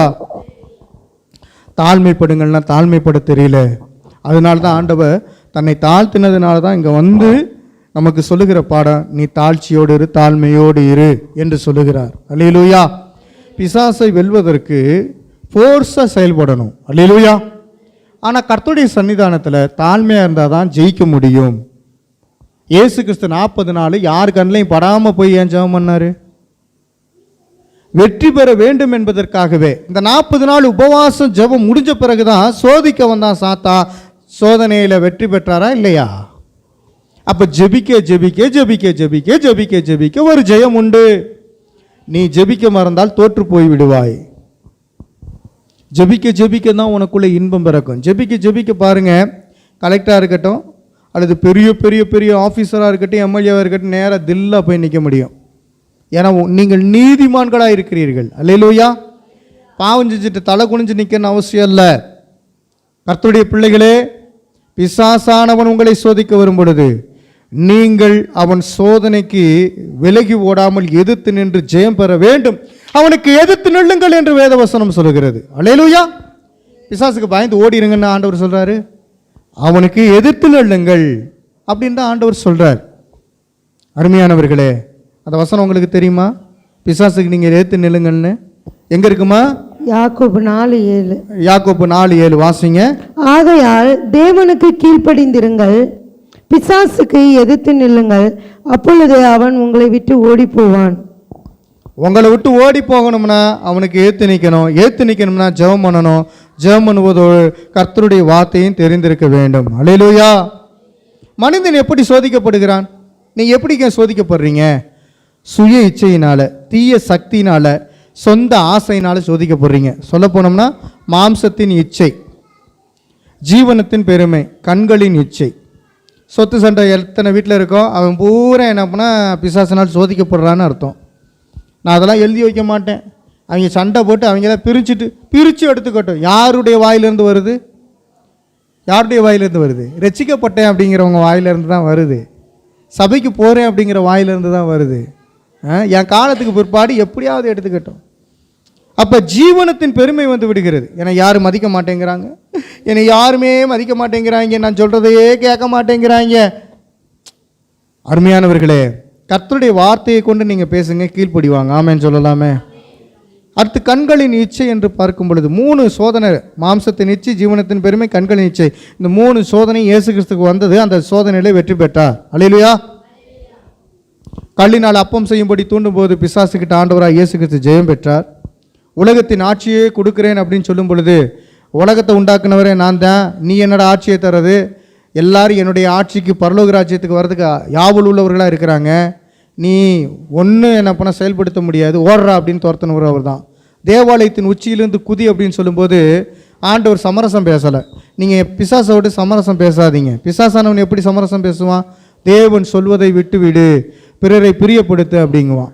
தேவன் சொல்லுவதை விட்டுவிடு அப்படின்னு சொல்லுவான். உங்களுடைய பழகின நண்பர்கள், இஸ்லாமியர்களாக இருக்கட்டும், இந்துக்களாக இருக்கட்டும், அவங்க எப்படின்னா சோதிப்பதற்காகவே வருவாங்க. ஆடு வெட்டுறாங்க, கோழி வந்து வெட்டுறாங்கன்ட்டு அழகாக என்ன பண்ண வந்து நிற்பாங்க. நீங்கள் ஜாக்கிரதையாக இருக்கணும். அல்லேலூயா. ஒரு சிலர்லாம் பார்த்தீங்கன்னா தேங்காய் பழத்தோடு வருவாங்க. அப்போ நல்ல பழகுனவன் அப்படின்னு சொல்லி நீங்கள் போயிடுவீங்க. போன விட்டையும் பார்த்தா சோதிக்கப்பட்டுட்டீங்கன்னு அர்த்தம். நான் சொல்கிறது உங்களுக்கு புரியுதுங்களா? இந்த தீபாவளி அல்லது என்னென்னா விஜயதசமி, தைப்பொங்கல், இது மாதிரி டயத்தில் அப்படியே என்ன பண்ணால் கொண்டு வந்து வைப்பாங்க, அல்லது வாங்கன்னு கூப்பிடுவாங்க. தேவையில்லாமல் பூஜை ரூமுக்கு, அந்த பூஜை அறைக்கு அல்லது கோயில்களுக்கு போய் தேவையில்லாமல் நின்று சோதனையை பெருக்கிக் கொள்ள வேண்டாம், பிசாசானும் ஆட்கொள்ளுவான். அதனால தான் கண்ட இடத்துக்கு போகாதீங்கன்னு அர்த்தம். அல்லேலூயா. தேவையற்ற இடங்களுக்கு நீங்கள் போவதற்கு உங்கள் கூட இருக்கிறவங்க தான் கருவியாக இருப்பாங்க. நீங்கள் போன விட்டுமே சோதிக்கப்பட்ட பிறகு நீங்கள் ஜெபிக்க முடியாது, துதிக்க முடியாது, ஆராதிக்க முடியாது. ஆற்றுல அடிச்சுட்டு போகிற மாதிரி அடிச்சுட்டு போயிடுவா, பார்த்துக்கங்க. அதனால தான் வெள்ளம் போல் சாத்தான் வந்தாலும் ஆவியானவர் கொடி பிடிப்பார். எதற்கு? நீ போகாதபடிக்கு உன் கையை பிடிச்சி இழுத்து மீட்டெடுக்கிறதுக்கு. அல்லேலூயா. நீங்கள் மீட்டெடுக்கப்பட்டிருக்கிறீங்களா? அதாவது ரட்சிக்கப்பட்டவர்களுக்கு தான் அந்த பிரசங்கம். கர்த்தராலே கழுவப்பட்டவர்களாக இருக்கிற, அதாவது ஞானஸ்தானம் பெற்றவர்களுக்கு தான் அந்த பிரசங்கம். முழுக்க ஞானஸ்தானம் பெறாமல் ஜெயிக்க முடியாது. அவர் கட்டளைக்கே கீழ்ப்படியாதவங்க எப்படி ஜெயிக்க முடியும்? அல்லேலூயா. மூழ்கி ஞானஸ்தானம் எடுத்து அவருடைய ஆவியினாலே நடத்தப்படுகிறவர்களுக்கு தானே இது இந்த பிரசங்கம். அப்போ நன்றாக நீங்கள் பாருங்கள், சுயநலம் இருக்கக்கூடாது. சுயநலம் எப்படி பிசாசான உண்டு பண்ணுவான்? அருமையானவர்களே, நல்லா கவனிங்க. நான்லாம் கோட்டை போட்டு இப்போ நிற்கிறேன்னா அன்றன்றுள்ள ஆகாரத்தை ஆண்டவர் தர்றாரு, அதை சாப்பிட்டுட்டு உட்காந்துருக்கிறேன். அல்லேலூயா சொல்லுங்கள். எடுத்த விட்டையும் என்ன பண்ணாங்க, மைக்கை பிடிச்சி பெரியாளா நான் என்னை காட்டிக்கொள்வதற்காக நிற்கலை, ஆனால் ஒன்றே ஒன்று, என்னை அப்படி தான் ஆண்டவர் வச்சிருக்கிறாரு. அவருடைய ட்ரெஸ்ஸு வெண்மையாக இருந்தது. அல்லேலூயா சொல்லுங்க. இயேசு கிறிஸ்து எப்பயுமே தூய்மையானவராக இருந்தார். அவருடைய உடலிலும் சரி, உள்ளத்திலும் சரி, நடக்கையிலும் சரி பரிசுத்தமானவராய் காணப்பட்டார். அந்த நடக்கையிலே நாம் நடக்க பழகிக்கொள்ள வேண்டும். ஆமென். உங்களுக்கு சொல்கிறேங்க, பணத்தினால தாங்க பிசாசானவன் பிரச்சனை கொண்டு வரான். அதிகாரம் என்பது எதில் இருக்குது? அதிகாரிகளுடைய கையில் என்ன இருக்குது? பணம் இருக்குது. பெரிய போஸ்டிங்கில் இருக்கவங்க, உலகம் அனைத்தும் உங்கள் கையில் பிசாசு கொடுத்துட்டானா நீங்கள் தான் பெரிய ஆள். அப்போ அதை வச்சு தான் பிசாசன்னு உங்களை சோதிப்பான். ஈடி வர்ற மாதிரி, தொழிலதிபர் வீட்டில் ஈடி வர்ற மாதிரி, அந்த அரசு மணல் குவாரியில் அமலாக்கத்துறை அதிகாரிகள் உள்ளே புகுந்து சோதனை செய்வது போல, இப்படியாக ஈடியும் கூட என்ன பண்ணால் பிசாசு விட்டு வைக்கலை, அவனும் லஞ்சம் வாங்குகிறான். பெரிய அதிகாரின்னு சொல்லக்கூடிய உலகத்தான் லஞ்சம் வாங்குறான். ஏன்னா அவனுக்குள்ளேயும் பிசாசு இருக்குது. பெரிய அதிகாரி அப்படின்னு நினச்சிக்கிட்டு இருக்கான். இயேசு கிறிஸ்து இல்லாத ஒரு அதிகாரி எப்படிப்பட்டவனாக இருப்பான் சொல்லுங்க பார்க்கலாம். அதனால தான் அதிகாரிகளை பார்த்து ஆண்டவர் அன்னைக்கே சொன்னார், போதும் என்று இருங்கள். இயேசு கிறிஸ்து அப்படி தான் சொன்னார். யோவான் சானகனும் அது அப்படி தான் சொன்னார், உள்ளது போதும் என்று இருங்கள், லஞ்சம் வாங்காதீங்க. அல்லேலூயா. இன்றைக்கி நாட்களில் நீங்கள் அதிகமாக லஞ்சம் கொடுத்துக்கிறீங்க. அது ஈபியாக இருக்கட்டும், தண்ணிக்காக இருக்கட்டும், ஒரு குழாய் இருக்கிறதா இருக்கட்டும், எது செய்தாலும் லஞ்சம் கொடுக்காமல் எந்த வேலையும் நடக்க மாட்டேங்குது. ஆமாம், நில அளவையரை கூப்பிட்டு அளந்தோம் என்றால் அதற்கு என்ன பண்ணால் ஒரு கப்பம் கேட்குறாங்க. பாஸ்போர்ட் என்ன பண்ணால் எடுப்பதற்காக அப்ளிகேஷன் கொடுத்துருப்போம். ரெனிவல் பண்ணுறதுக்கும் எதாக இருந்தாலும் ஒரு அப்ளிகேஷன் கொடுத்துருப்போம். போலீஸ்காரன் வந்து வெரிஃபிகேஷன் பண்ணிவிட்டு, சார் ஃபீஸ் கொடுங்க அப்படின்னு என்கிட்ட கேட்டார் போன தடவை.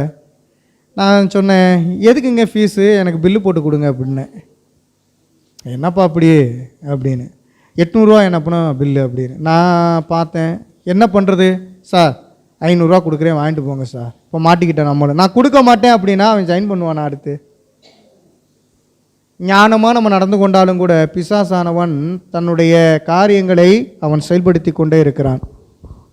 வீடு கட்டணும் அப்படின்னா அங்கே போய் நிற்கும்போது அதுக்கு ஒரு அமௌண்ட்டை போடுறான், கட்டடா அப்படிங்கிறான்.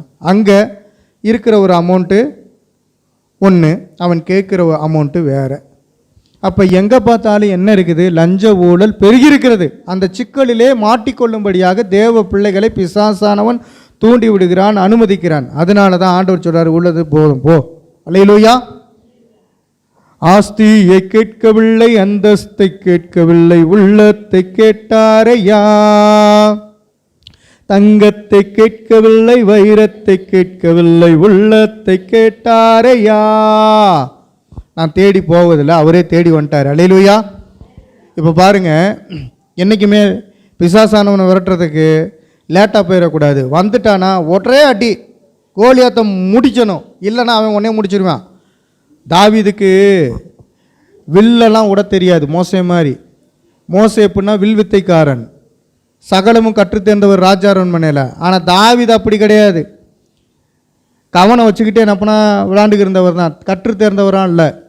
கோலியாத்துக்கு ஒரே ஒரு சின்ன இடம் தான் நெத்தியில் இருந்தது. எல்லா பேருமே சொல்லிட்டாங்க, போகாத செத்து போயிடுவேன்னு. ஆனால் என்ன தான் 5 கூழாங்கல் எடுத்தாலும் ஒரே கல், கல்லிலே வீழ்த்தி விட்டான் பிசாசை. அல்லேலூயா. ஒருவேளை வேணப்பனா இப்போ லைட்டாக எங்கிட்டாவது பட்டு திருப்பி உயிரோடு வந்தானா ஆக்ரோஷமாக செயல்படுவான். ஒரே அடி தான் அவனை காலி பண்ணுறதுக்கு. அப்படி அவன் எதிர்த்து வரும்போதெல்லாம் ஒரே அடியில் ஆண்டவருடைய வசனத்தை வச்சு என்னப்பனா வென்றுக்கிட்டே வாங்க. நீங்கள் நல்ல ஒரு பிரசங்கியாராய் மாற முடியும், நல்ல ஒரு தேவ பிள்ளைகளாய் வளர முடியும். நீங்கள் கர்த்தரை எந்த இடத்துல விட்டு கொடுக்க மாட்டீங்க. அல்லேலூயா. நீங்கள் தேவனுடைய ஆவியினாலே நிரப்பப்பட்டிருக்கும் பொழுது, பரிசுத்த ஆவியானவர் உங்களுக்குள்ளே இருக்கும் பொழுது, நீங்கள் கனமான வார்த்தைகளை பேசுவீர்கள், கனவீனமான வார்த்தைகளை பேச மாட்டீர்கள். ஆமென் சொல்லலாமே. யாக்கோப்பு 1:12 தான் இருக்குது, சோதனையை சகிக்கிற மனுஷன் பாக்கியவான் என்று. இராணுவ வீரன் எப்படிலாம் ட்ரெஸ் பண்ணியிருப்பான்னு உங்களுக்கு தெரியும்.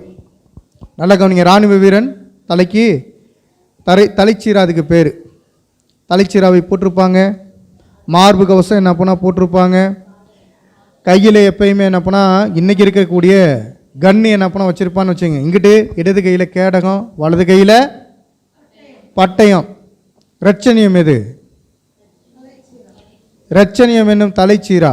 ரட்சிப்பு தான் முக்கியம். ரட்சிக்கப்படாமல் எதையுமே சாதிக்க முடியாது. அப்போனா தலை நமக்கு முக்கியம். பிசாசன் தலையை தான் குறி வைப்பான். அடுத்து சுவிசேஷம். காலில் நல்லா ஷூவை போட்டுக்கிட்டு இருக்கிறது நமக்கு நல்லது. அல்லேலூயா. அப்போ இந்த காலில் போட்டிருக்கிற ஷூவுக்கு பேர் என்ன பேர்? ஆயத்தம் என்னும் பாதரட்சையை நீங்கள் தொடுத்து கொண்டவர்களாய் நீங்கள் நடக்கணும். அல்லேலூயா.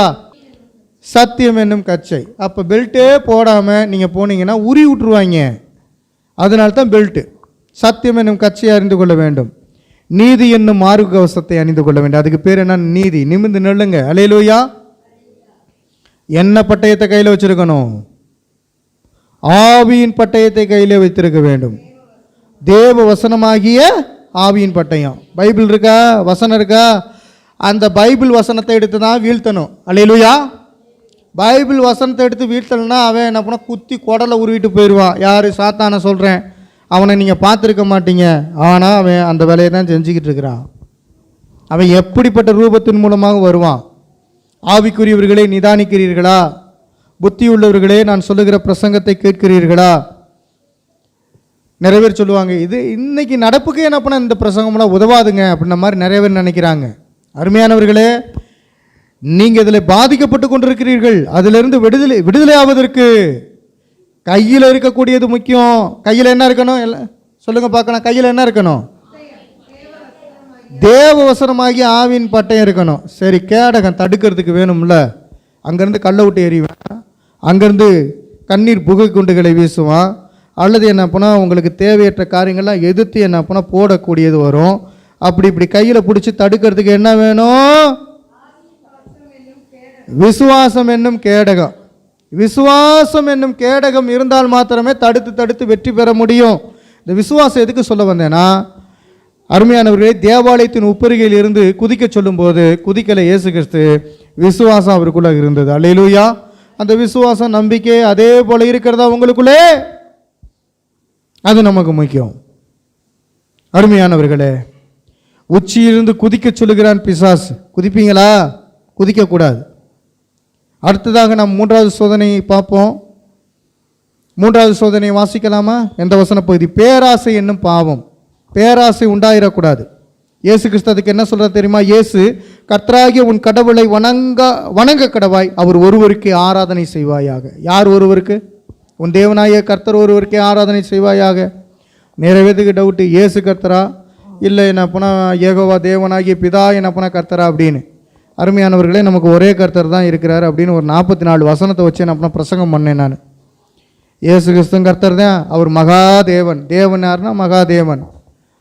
அப்போ தேவன் பிதா யாரு அப்படின்னா அவரும் அவரே தான். அவர் என்ன சொல்ல? என்னை கண்டவன் என் பிதாவை கண்டெடுக்கிறான். அவர் தான் பிதா. அல்லேலூயா. நானும் என் பிதா ஒன்றாக இருக்கிறோம் என்று சொல்லும் போதே புரிய வேணாமா? அவர் தனியா இவர் தனியால் அல்ல. அவர் பெரியவர் இவர் சின்னவர்லாம் இல்லை. அல்லேலூயா. அருமையானவர்களே, ஒரே ஒரு கடவுள் தான், ஒரே ஒரு தேவன் தான். இயேசுவின் நாமத்தினால பேய்கள் ஓடும். என் நாமத்தை கொண்டு பேய்களை ஓட்டுவீர்கள். அல்லேலூயா. உலகம் அனைத்திற்கு ஒரே நாமம் இயேசுவின் நாமம். இயேசுவின் நாமம் இனிதான நாமம், இணையில்லா நாமம், இன்ப நாமம். எங்கள் இயேசுவின் நாமம் இனிதான நாமம், இணையில்லா நாமம், இன்ப நாமம். சாத்தானின் சேனையை ஜெயித்திட்ட நாமம், சாப பிசாசை துரத்திடும் நாமம். சாத்தானின் சேனையை ஜெயித்திட்ட நாமம், சாப பிசாசை துரத்திடும் நாமம். இயேசுவின் நாமம் இனிதான நாமம், இணையில்லா நாமம், இன்ப நாமம். இதனுடைய வரிகள் ஃபுல்லாக மனப்படமாக எனக்கு தெரியும். இருந்தாலும் சாத்தானின் சேனையை ஜெயித்திட்ட நாமம் இயேசுவின் நாமம். இயேசுவின் நாமத்தை கொண்டு சாத்தான் சேனையை ஜெயிக்கலாம். இயேசு எல்லாம் சொல்லுங்க, இயேசு. அப்படி சொல்லும் போதே சாத்தான் உங்களை விட்டு ஓடி போவான். ஏன்னா அவருடைய நாமத்துக்கு பூமியில் இருக்கிற எல்லாரும் பயப்படுவாங்க. முழங்கால் யாவும் முடங்கும், நாவுகள் யாவும் கர்த்தருக்கு முன்பாக அறிக்கையிடு. இயேசுவே என்று கூப்பிடுகிறவர்களுக்கு ரட்சிப்பு.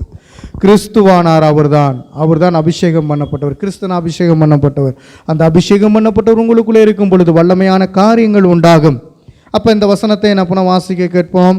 அதுக்கு கீழே உள்ள பகுதி, மறுபடியும் பிசாசு அவரை மிகவும் உயர்ந்த மலையின் மேல் கொண்டு போய் உலகத்தின் சகல ராஜ்யங்களையும் அவைகளின் மகிமையையும் அவருக்கு காண்பித்து, நீ சாஷ்டாங்கமாய் விழுந்து என்னை பணிந்து கொண்டால் இவைகளை எல்லாம் உமக்கு தருவேன் என்று சொன்னான். அப்பொழுது இயேசு, அப்பாலே போ சாத்தானே, உன் தேவனாகிய கர்த்தரை பணிந்து கொண்டு அவர் ஒருவருக்கே ஆராதனை செய்வாயாக என்று எழுதியிருக்கிறதே என்றார். அருமையானவர்களே, சோதனைக்கு பேர் ஆங்கிலத்தில் டெம்ப்டேஷன் சொல்லுவாங்க. சாட்டான்ஸ் டெம்ப்டேஷன், டாக்ஸ். அருமையானவர்களே, பிசாசானவன் கொடுக்கிற சோதனை உங்களுக்கு வரும் பொழுது அதை நீங்கள் பிசாசானவன் தான் கொண்டு வருகிறான் என்பதை எப்படி நீங்கள் அறிந்து கொள்ள முடியும் சொல்லுங்க? உங்களுக்கு வருகிற சோதனை பிசாசானவன் தான் தருகிறான் என்பதை நீங்கள் எப்படி அறிந்து கொள்ள போகிறீர்கள்? வீட்டுக்குள்ளே இருக்கிற சின்ன பிரச்சனையாக இருக்கலாம். என்ன பிரச்சனை தெரியுமா? உங்கள் மகன் உங்களுக்கு ஏற்றுக்கிட்டே நின்றுக்கிட்டே இருக்கான்னு வச்சுக்கோங்களேன். நீங்கள் கிறிஸ்துவை ஃபாலோ பண்ணிக்கிட்டே இருக்கிறீங்க. அப்போ ஏற்று நிற்கிறான்னா தேவ பிள்ளைகளுக்கு அவன் ஏற்று நிற்கிறான்னு அர்த்தம். அப்போ அவன் கூட போய் அதிகமாக சத்துருவுக்கு விலகி இருக்கணும், அதே நேரத்தில் சாத்தானை கட்டணும். அல்லேலூயா. உன் சத்துருக்களை சிநேகிக்கணும். அப்படின்னா என்ன தெரியுமா? மகனாயிட்டேன், உன்னை நேசிக்கிறேன்டா, ஆனால் உனக்குள்ளே இருக்கிற சத்துருவை நான் ஏற்று நிற்கிறேன்டா. அல்லேலூயா சொல்லுங்கள். ரெண்டு காரியம் இருக்கா? உன் சத்துருவை என்ன பண்ணணும்? நேசிக்கணும். சாத்தானுக்கு ஏற்று நிற்கணும். இப்போ ஒரே ஒரு ஆள் தான். இப்போ சகோதரியுடைய அம்மாவுன்னு எடுத்துக்கோங்களேன். உள்ளுக்குள்ளே சாத்தான் இருக்கிற அந்த அம்மாக்குள்ளே அதை ஏற்று நிற்கணும். ஆனால் அந்த அம்மா சத்துருவாக இருக்கிறாங்க. அப்போ இருக்கும்போது என்ன பண்ணணும்? சிநேகிக்கணும்.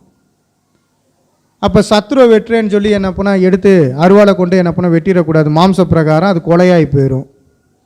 அப்போ அதுக்குள்ளே இருக்கிற பிசாசை, அந்த அம்மாக்குள்ளே இருக்கிற பிசாசை வரட்டோம்னா இயேசுவின் நாமத்தினால, இந்த நேம் ஆஃப் தி ஜீசஸ், போ வெளியில் அப்படின்னு விட்டு மயக்கம் போட்டு கீழே விழுந்து என்ன பண்ண போயிடும். அல்லேலூயா சொல்லுங்கள்.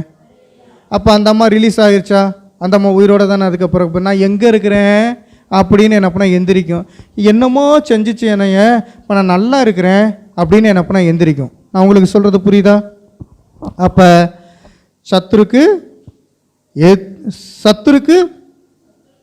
சத்துருக்களை சிநேகிக்கணும், சாத்தானுக்கு ஏற்று நிற்கணும். புரியுதுங்களா? இப்போ ஒரே ஒரு ஆளுக்குள்ளே சத்துருவும் இருக்கிறான், சாத்தானும் இருக்கிறான். என்ன பண்ண போகிறீங்க?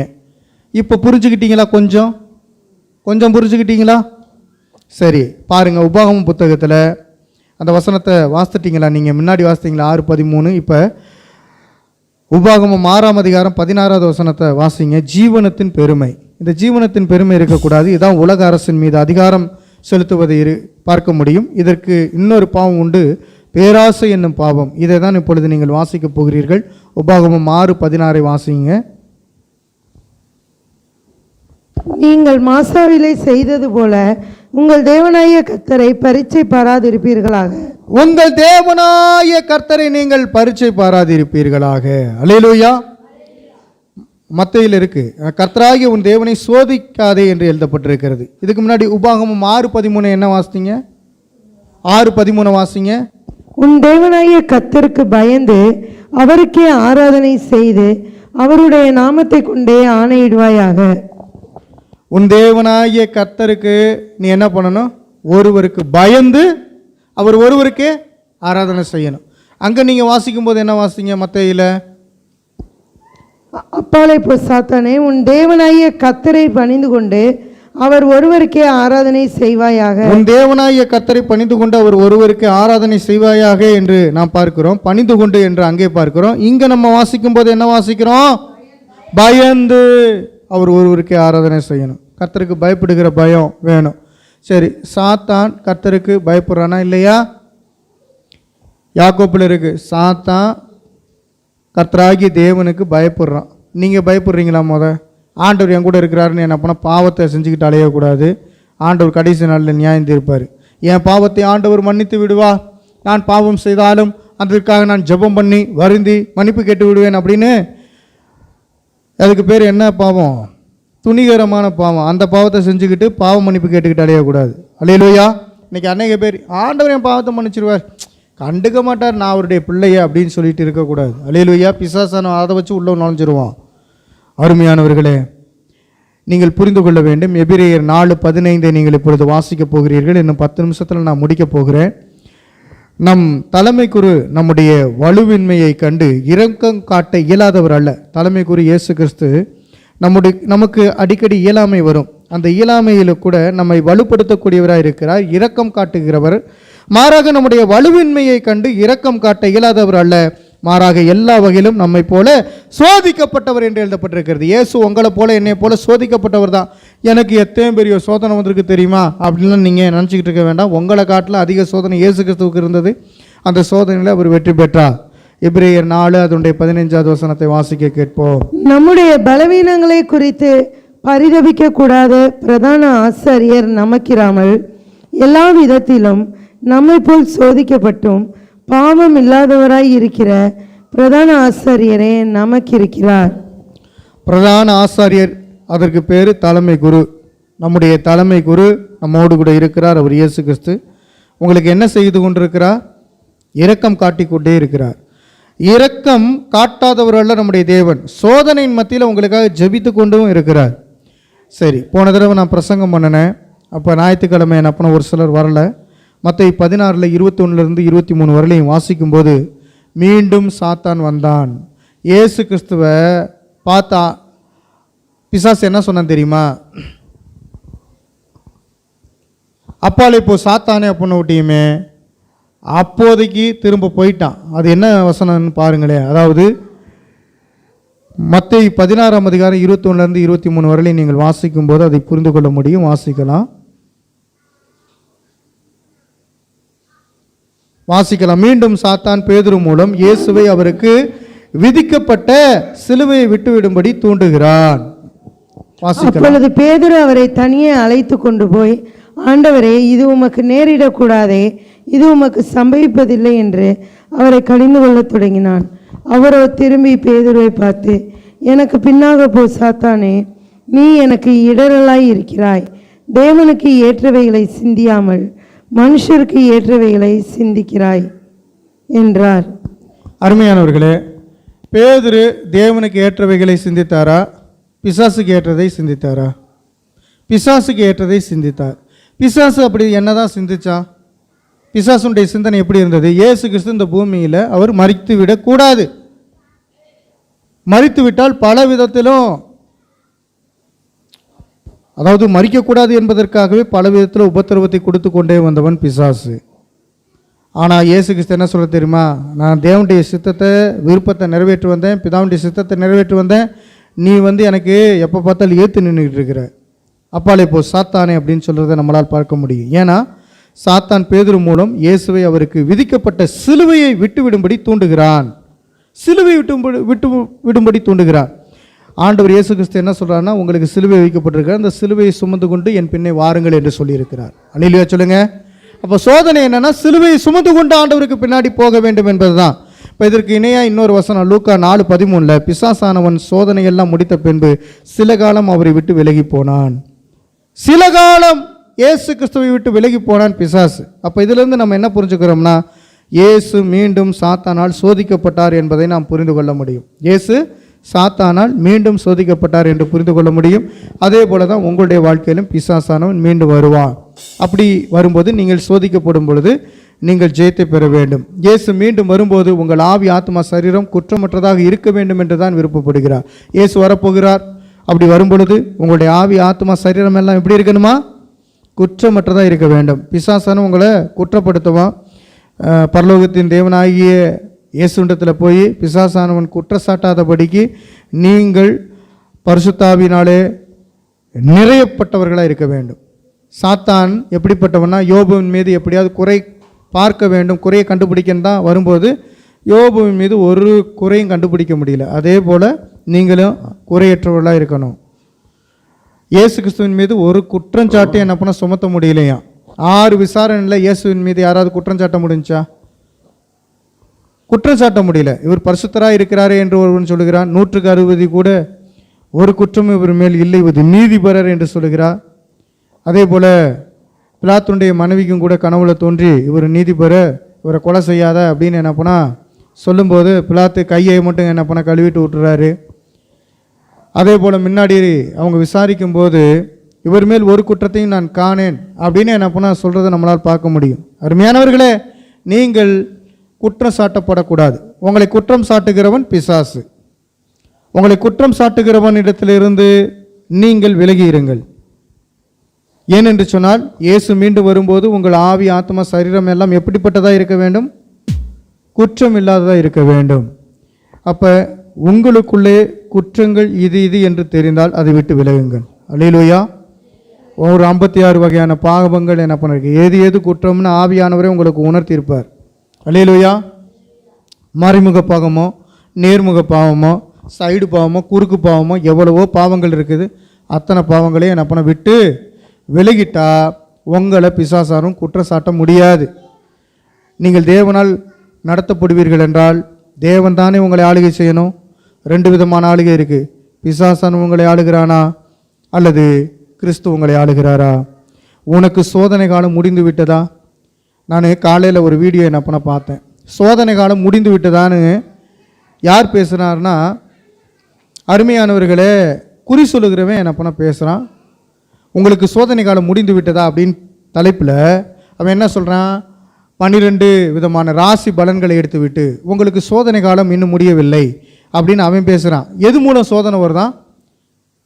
நல்ல நேரம் கெட்ட நேரம் மூலமாக உனக்கு உன் பேரை வச்சு என்ன பண்ண சோதனை வரும்னு அவன் சொல்லிக்கிட்டு இருக்கான். ஒரு சிலருக்கு சோதனை முடிந்து விட்டது என்று அடுத்து என்ன பண்ண பேசுனான். எப்படா சோதனை முடியும்?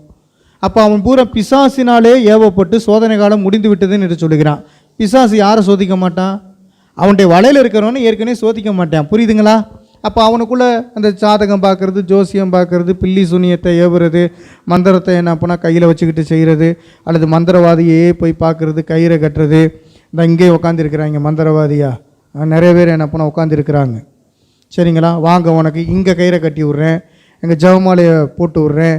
அல்லது என்னென்னா நம்ம ஆளுகை இருக்கிறாங்க, ஏதாவது கொழுந்து தலை அந்த தலை இருந்துச்சுன்னா அதை தூக்கி என்ன பண்ண வாயில் 4 போட்டுக்கிட்டு இப்படியே போகிறது. கிறிஸ்தவம் பண்ணுற வேலை. அப்போ வழி நடத்துகிற பொல்லாத மனிதர்களின் நிமித்தமாக மோசம் போகிறார்கள், வஞ்சிக்கப்படுகிறார்கள். சாத்தான் எங்கே இருக்கிறான் அப்படின்னா கோயிலுக்குள்ளே உட்காந்துருக்கிறேன். உங்கள் இருதயத்துக்குள்ளே என்ன பண்ண இருக்கிறவர் கர்த்தர், அதுதான் கோயில். ஆமேன். பெரிய கட்டடத்தில் ஆண்டவர் இல்லை, உங்கள் கோயிலை நீங்கள் வஞ்சிக்காதீங்க. உங்கள் இருதயத்தில் ஆண்டவர் குடிகொண்டிருக்கிறார், வீற்றிருக்கிறார், அவர் உங்களுக்குள்ளே வாசம் பண்ணுகிறார். அதனால் திருவிழா, தேர், வைபவங்கள், விசேஷங்கள் இவைகளிலே நீங்கள் ஜாக்கிரதையாக இருங்கள். உங்களுக்கு பிடித்தமானவர்கள் தான் உங்கள்கிட்ட பத்திரிக்கை வைக்க வருவாங்க, அழைக்க வருவாங்க. வாங்க என்ன பண்ணால் கடாச்சோறு விருந்து சாப்பிட்டு வரலான்னு சொல்லுவாங்க, அல்லது காது குத்து வாங்க அந்த கோயிலுக்கு வாங்கன்னு கூப்பிடுவாங்க. அல்லது என்னென்னா திருவிழா காலகட்டங்களிலே உங்களை ஒடுக்க பார்ப்பாங்க. நசுங்கி போயிடாதீர்கள். யார் உங்களை நசுக்குவான்? பிசாசு. ஏனென்றால் இயேசு கிறிஸ்து சொல்லியிருக்கிறார் அல்லவா, அவன் கொலைபாதகன். அது மாத்திரமல்ல, இயேசு கிறிஸ்து சொல்லும்போது அவன் திருடன். திருடவும் அழிக்கவும் கொல்லவுமே தவிர வேறொன்றுக்கும் அவன் வரமாட்டான் என்று நம்மளால் பார்க்க முடியும். எனக்கு அருமையானவர்களே, 3 சோதனைகளில் நான் சொல்லாத என்ன பண்ண காரியம் இருக்குது. 1 சுயநலம், அதாவது உணவு சாப்பிட்ற விஷயத்தில் சுய கட்டுப்பாடு வேண்டும். சுயநலம் உள்ளவர்களை பிசாசானவன் பிடிப்பான். 2வது அனுமானம் அப்படின்னா என்ன தெரியுமா? தன்னைத்தானே வருத்திக்கிறது. அதாவது மருந்து எடுத்துக்கொள்ளாமல் தேவன் இயற்கைக்கு அப்பாற்பட்ட சுகத்தை எனக்கு கொடுப்பார், நான் மருந்து மாத்திரம்லாம் எடுக்க மாட்டேன், ஆண்டவர் குணப்படுத்தலாம் நான் சாவுறேன் அப்படின்னு உட்காந்துருப்பாங்க. பிசாசானும் பிடிச்சிக்குவேன், வா மாத்திரை மருந்தாக எடுக்க மாட்டேங்கிற, நான் உனக்கு அந்த வழியிலையும் வரேன் அப்படின்னு. அதனால் கர்த்தர் நமக்கு கண்டுபிடிச்சி கொடுத்தது தான் மாத்திரை மருந்தெல்லாம். அல்லேலூயா சொல்லலாமே. அதை சாப்பிடுங்க, நல்லாகுங்க. சரிங்களா? அதனால் தேவையில்லாமல் நான் மாத்திரை மருந்தே சாப்பிட மாட்டேன் அப்படின்னா உயிர் போகிறதுக்கு நம்மளே காரணமாகிடக்கூடாது. அது அனுமானம். அது உலகத்தின் ஆட்சி. அவன் என்ன பண்ணால் உள்ளே வந்து உட்கார்றதுக்கு காரணமாக இருக்குது. அடுத்து சமரசத்துக்கு இடம் கொடுக்காதீங்க. அல்லேலூயா. அவங்க கூட வந்து பேசுவாங்க, ஏங்க அங்கே போகிறீங்க, அங்கே என்ன தான் பேசுகிறாங்க, இங்கே இத்தனை பெரிய கோயில் இருக்குது, நீங்கள் இங்கே வராமல் இங்கே ஏங்க போகிறீங்க அப்படின்னு கேட்பாங்க. இங்கே வார்த்தை இருக்கிறது. அல்லேலூயா சொல்லுங்களேன். அருமையானவர்களே, 10 பக்கத்துக்கு எழுதி வச்சுருந்தேன், ஆனால் உங்களுக்கு ஒரு பக்கத்தில் என்ன பண்ண எல்லாத்தையுமே முடித்து நான் சொல்லுகிறேன். உங்களுடைய விசுவாசத்தின் பரீட்சை மன உறுதியை உண்டாக்கும். உங்க விசுவாசத்தின் பரீட்சை எதை உண்டாக்கும்? எங்க இருக்குது? யாக்கோப்பு 1 அதிகாரம் 2 முதல் 4 முடிய உள்ள வசனங்களை வாசித்து நாம் முடிக்கலாம். அல்லேலூயா. யாக்கோப்பு 1 அதிகாரம் 2 முதல் 4 முடிய உள்ள வசனங்களில் நீங்கள் பலவிதமான சோதனைகளை சந்திக்கும் போது உங்கள் விசுவாசத்தின் பரீட்சை மன உறுதியை உண்டாக்கும். சந்தோஷமாக சோதனை ஏற்றுக்கொள்ள வேண்டும். பூர்ணமாக இருக்கும்படி மன உறுதி அதன் முழு பலத்தையும் பெறட்டும். மன உறுதி தான் வேணும். நீங்கள் முழு பலத்தோடு கர்த்தரிடத்தில் அன்பு கூறுகிறீங்க, பிசாசை வெல்வதற்கு இந்த வசனம் ஏற்புடையதாக இருக்கும். யாக்கோப்பு 1 அதிகாரம் 2 முதல் 4 முடிய உள்ள வசனங்களை வாசித்து முடிப்போம். என் சகோதரரே, நீங்கள் பலவிதமான சோதனைகளில் அகப்படும் போது உங்கள் விசுவாசத்தின் பரீட்சையானது பொறுமையை உண்டாக்கும் என்று அறிந்து அதை மிகுந்த சந்தோஷமாக எண்ணுங்கள். நீங்கள் ஒன்றிலும் குறைவுள்ளவர்களாய் இராமல் பூரணராயும் நிறைவுள்ளவர்களாயும் இருக்கும்படி பொறுமையானது பூரண கிரியை செய்ய கடவது. மன உறுதி தான் நமக்கு வேணும். பூர்ணமாக இருக்கும்படி கர்த்தர் நம்மளை அழைத்திருக்கிறார். அப்போ நீங்கள் பலவிதமான சோதனைகளை சந்திக்கும் போது உங்கள் விசுவாசத்தின் பரீட்சை மன உறுதியை உண்டாக்கும். அந்த சந்தோஷமாக அந்த சோதனையை ஏற்றுக்கொள்ளணுமா? ஏற்றுக்கொள்வீங்களா? என்னப்பா சார் ஆசீர்வாதமான வார்த்தையை பிரசங்கிக்காம கொஞ்சம் என்னன்னா இது போன்ற காரியங்களை பிரசங்கிக்கிறீங்களே, பயமுறுத்தும் காரியங்கள் அப்படிங்கிறீங்களா? நீங்கள் சந்தோஷமாக சோதனையை ஏற்றுக்கொள்ள வேண்டும். அப்படி ஏற்றுக்கொள்ளும் பொழுது ஜெயம் கர்த்தரால் உண்டாகும். கண்டிப்பாக யோபுவை ஜெயிக்க வைக்க கர்த்தர் இயேசு ஜெயித்தது போல நம்மளையும் ஜெயிக்க வைப்பார். அந்த தேவன் நம்மோடு இருக்கிறார். நாம் எழும்பி நிற்போம், நாம் ஜெபிப்போம். அல்லேலூயா. கர்த்தருடைய ஆவியானவரே உம்மை ஸ்தோத்திரிக்கிறோம். இயேசு கிறிஸ்துவே உம்மை ஸ்தோத்திரிக்கிறோம். இப்போ எல்லாம் ஆண்டவரை ஸ்தோத்திரம் பண்ணுங்க. ஆண்டவரை பிசாசை வீழ்த்துவதற்கு, சத்ருவை வீழ்த்துவதற்கு கர்த்தர் எனக்கு கிருபை செய்திருக்கீங்களே, உமக்கு ஸ்தோத்திரம். அல்லேலூயா. ஜீவனுள்ள நாளெல்லாம் நன்மையும் கிருபையும் தொடரும். அல்லேலூயா, அல்லேலூயா, அல்லேலூயா, அல்லேலூயா, அல்லேலூயா. அப்படியே இந்த பாடல் பாடும் பொழுது ஆண்டவருக்கு காணிக்கையை போட்டுவிட்டு முன்னாடி வந்து நில்லுங்க. உங்களுக்காக நான் ஜெபிக்கிறேன். அல்லேலூயா. தேவனே உமக்கு ஸ்தோத்திரம். மலை போல வருவதெல்லாம் பனி போல் மறைந்திடுமே, உன்னதரின் கிருபைகளும் உந்தனை சூழ்ந்திடுமே. மலை போல வருவதெல்லாம் பனி போல் மறைந்திடுமே, உன்னதரின் கிருபைகளும் உந்தனை சூழ்ந்திடுமே. தேசமே பயப்படாதே, மகிழ்ந்து களிகூரே. தேசமே பயப்படாதே, மகிழ்ந்து களிகூரு, மகிழ்ந்து களிகூரு. மன்னவன் இயேசு உந்தனுக்கே மாபெரும் காரியம் செய்திடுவார்.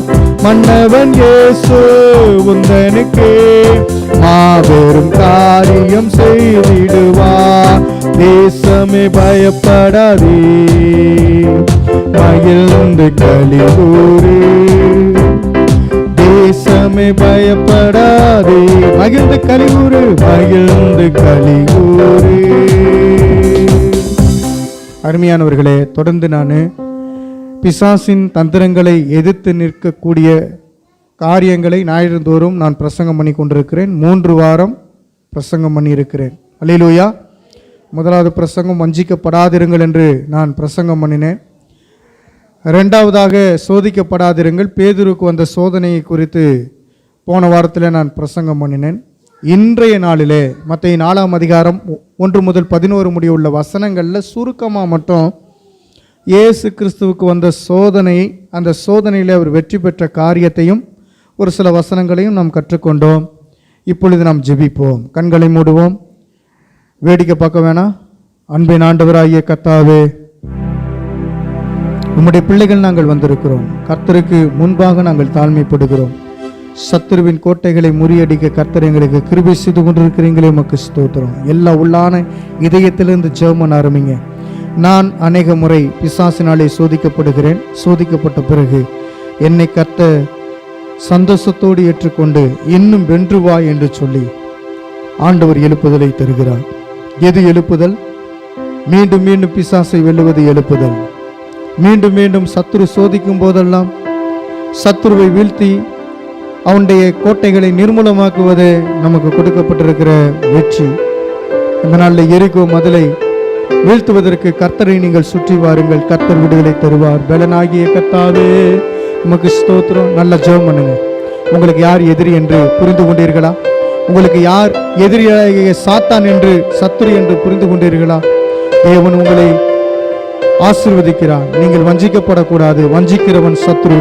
ஆதாமையும் ஏவாளையும் வஞ்சித்தான் அல்லவா? அந்த வஞ்சனைக்கு உட்படாதபடி இப்பொழுது விழித்திருந்து ஜெபம் பண்ணுங்கள். இந்த இரவு நேரத்தில் விழித்திருந்து ஜெபம் பண்ணுங்கள் என்று ஆண்டவர் விருப்பப்படுகிறார். உங்கள் கண்ணீரை மாற்றுகிறவர் அவர்தான். திராணிக்கு மேலாக சோதிக்க விட மாட்டார். சோதனை வரும், உன்னுடைய திராணிக்கு மேலாக அவர் சோதிக்க விட மாட்டார். அவரே உங்களை தாங்குவார், தப்பிவிப்பார். இந்த வேதனையின் நடுவிலே கர்த்தர் உனக்கு துணை நிற்கிறார். மகனே மகளே, யாரும் எனக்கு இல்லை, நானே உழைக்கிறேன், நானே என்னுடைய வேலைகளை செய்கிறேன், நானே எல்லா வேலையும் பார்க்க வேண்டியிருக்கு, எனக்கு யாருமே இல்லைன்னு சொல்றீங்களா? கர்த்தர் உங்களுக்கு துணை நிற்கிறார். சத்துரு வெள்ளம் போல வரும்போதெல்லாம் ஆவியானவர் உங்களுக்காக கொடியேற்றுவார். தீங்கு வரும் நாளில் கூடார மறைவில் உங்களை ஒளித்து வைத்து பாதுகாத்துக் கொள்ளுவார். தீங்கை விளைவிக்கிறவன் சத்ரு. அவன் எப்படி வேணுமாலும் வரலாம். பேதுருவை பார்த்து ஆண்டவர் சொன்னாரு, பிசாசை ஓடு என்று. சத்ருவை பார்த்து நீங்கள் சொல்லுங்க, என்னையும் என் குடும்பத்தை விட்டு ஓடு சாத்தானேன்னு சொல்லுங்க. ஆண்டவர்கிட்ட பேசுங்க. இயேசுவே, நீ என் கூட இருக்கிறீங்க, அதனால நான் சத்ருவை வீழ்த்துவேன் ஆண்டவரே அப்படின்னு சொல்லிட்டு, என் வல பக்கத்தில் இருக்கிற சத்ருவை வீழ்த்துவேன், என் இடப்பக்கத்தில் இருக்கிற சத்ருவை வீழ்த்துவேன், என் முன் பக்கத்தில் இருக்கிற சத்ருவை வீழ்த்துகிறேன், என்னுடைய பின்பக்கத்தில் இருக்கிற சத்ருவை நான் வீழ்த்துகிறேன். சத்ரு வீழ்த்தானே, இயேசு ஜெயித்தாரே. சொல்லுங்க, இயேசு ஜெயித்தாரே, சத்ரு வீழ்ந்தானே. இப்ப சத்ருவை காலால மீழ்ச்சி போடுங்க. உங்க காலை எடுத்து, வலது காலை எடுத்து, என் சத்ருவை, எனக்கு விரோதமா எழும்புகிற என் வீட்டுக்குள்ள இருக்கிற சத்ருவை நான் காலால மீத்து போடுகிறேன். அல்லேலூயா. உங்க வலது காலை எடுத்து மிதிங்க. இயேசுவின் நாமத்தினால் மீத்து போடுகிறேன். மிதிங்க மிதிங்க. இயேசுவின் நாமத்தினால மிதிக்கிறேன். இயேசுவின் நாமத்தினால சத்ருவை நான் உன்னை மீத்து போடுகிறேன். இயேசு பிசாசின் தலையை நசுக்கினது போல நான் நசுக்கி ஜெயம் எடுப்பேன். அல்லேலூயா. ஜெயம் கொள்ளுகிறவன் எவனோ அவனுக்கு தான் ஆண்டவர் ஜீவ விருட்சத்தின் கனியை புசிக்க கொடுப்பேன் என்று சொல்லுகிறார். நீங்கள் ஜெயம் கொள்ள வேண்டும், தோல்வி அடையக்கூடாது. தோல்வி இல்லை எனக்கு, வெற்றி பவனி செல்வேன். தோல்வி இல்லை நமக்கு, வெற்றி பவனி செல்வோம். ஆண்டவர் படைத்த வெற்றியின் நாளிது. இன்று அகமகிழ்வோம், அக்களிப்போம், அல்லேலூயா பாடுவோம். இன்று அகமகிழ்வோம், அக்களிப்போம், அல்லேலூயா பாடுவோம். தள்ளப்பட்ட கல் கட்டிடம் தாங்கிடும் மூளை கல்லாயிற்று.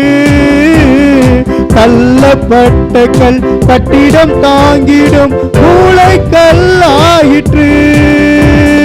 கர்த்தர் செயல் இது, அதிசயம் இது, கைதட்டி பாடுங்களே. கர்த்தர் செயல் இது, அதிசயம் இது, கைதட்டி பாடுங்களே. சொல்லுங்க, கைகளை உயர்த்தி. தோல்வி இல்லை எனக்கு, வெற்றி பவனி செல்வோம். தோல்வி இல்லை நமக்கு, ஆமென், வெற்றி பவனி செல்வோம். ஆண்டவர் படைத்த வெற்றியின் நாளிது. இன்று அகமகிழ்வோம், அக்களிப்போம், அல்லேலூயா பாடுவோம். அகமகிழ்வோம், அக்களிப்போம், அல்லேலூயா பாடுவோம். கர்த்தருடைய ஆவியானவரே, இவர்களை ஆசீர்வதிப்பீராக. சபை மக்களை ஆசீர்வதிப்பீராக. விடுவித்து மீட்டுக் கொள்ளுங்க. குறிப்பாக இவங்க வாழுகிற பகுதியிலே பிசாசின் மனிதர்களும், பிசாசின் போராட்டங்களும், சத்ருவின் கோட்டைகளும், ஆண்டவரே விக்கிரக ஆராதனை வழிபாட்டுக்காரர்களும் அதிகமாக இருக்கிறாங்க. ஆண்டவரே, சாத்தானின் சதிநாச மோசங்களை வெல்வதற்கு அதிகாரத்தை தந்த தேவனுக்கு ஸ்தோத்திரம். இவர்கள் கர்த்தருக்கே பயந்து, கர்த்தர் ஒருவருக்கு ஆராதனை செய்து, சத்ருவை தேவ வசனத்தை கொண்டு வீழ்த்துவதற்கு கிருபை செய்வீராக. அப்படியே செய்த தேவனுக்கு மகிமை உண்டாகட்டும். எல்லா கரங்களை தட்டி ஆண்டவருக்கு நன்றி செலுத்தலாம். தேவனுக்கே மகிமை. அறிவிப்பு, நாளைய தினத்திலே 10 மணி அல்லது 10:30 மணிக்கு ஆரம்பித்து 1:30 மணி வரையிலையும் இங்கே சிறப்பு கூட்டம் இருக்கிறது. நீங்கள் அனைவரும் வரும்படியாய் தாழ்மையுடன் கேட்டுக்கொள்கிறேன். மதிய உணவும் உங்களுக்கு உண்டு. வெள்ளிதோறும் உபவாச ஜெபம் 10 மணியிலிருந்து 1 மணி வரையிலும், அப்பொழுதும் உங்களுக்கு ஒவ்வொரு வெள்ளிக்கிழமையும் உணவு கொடுக்கப்படுகிறது.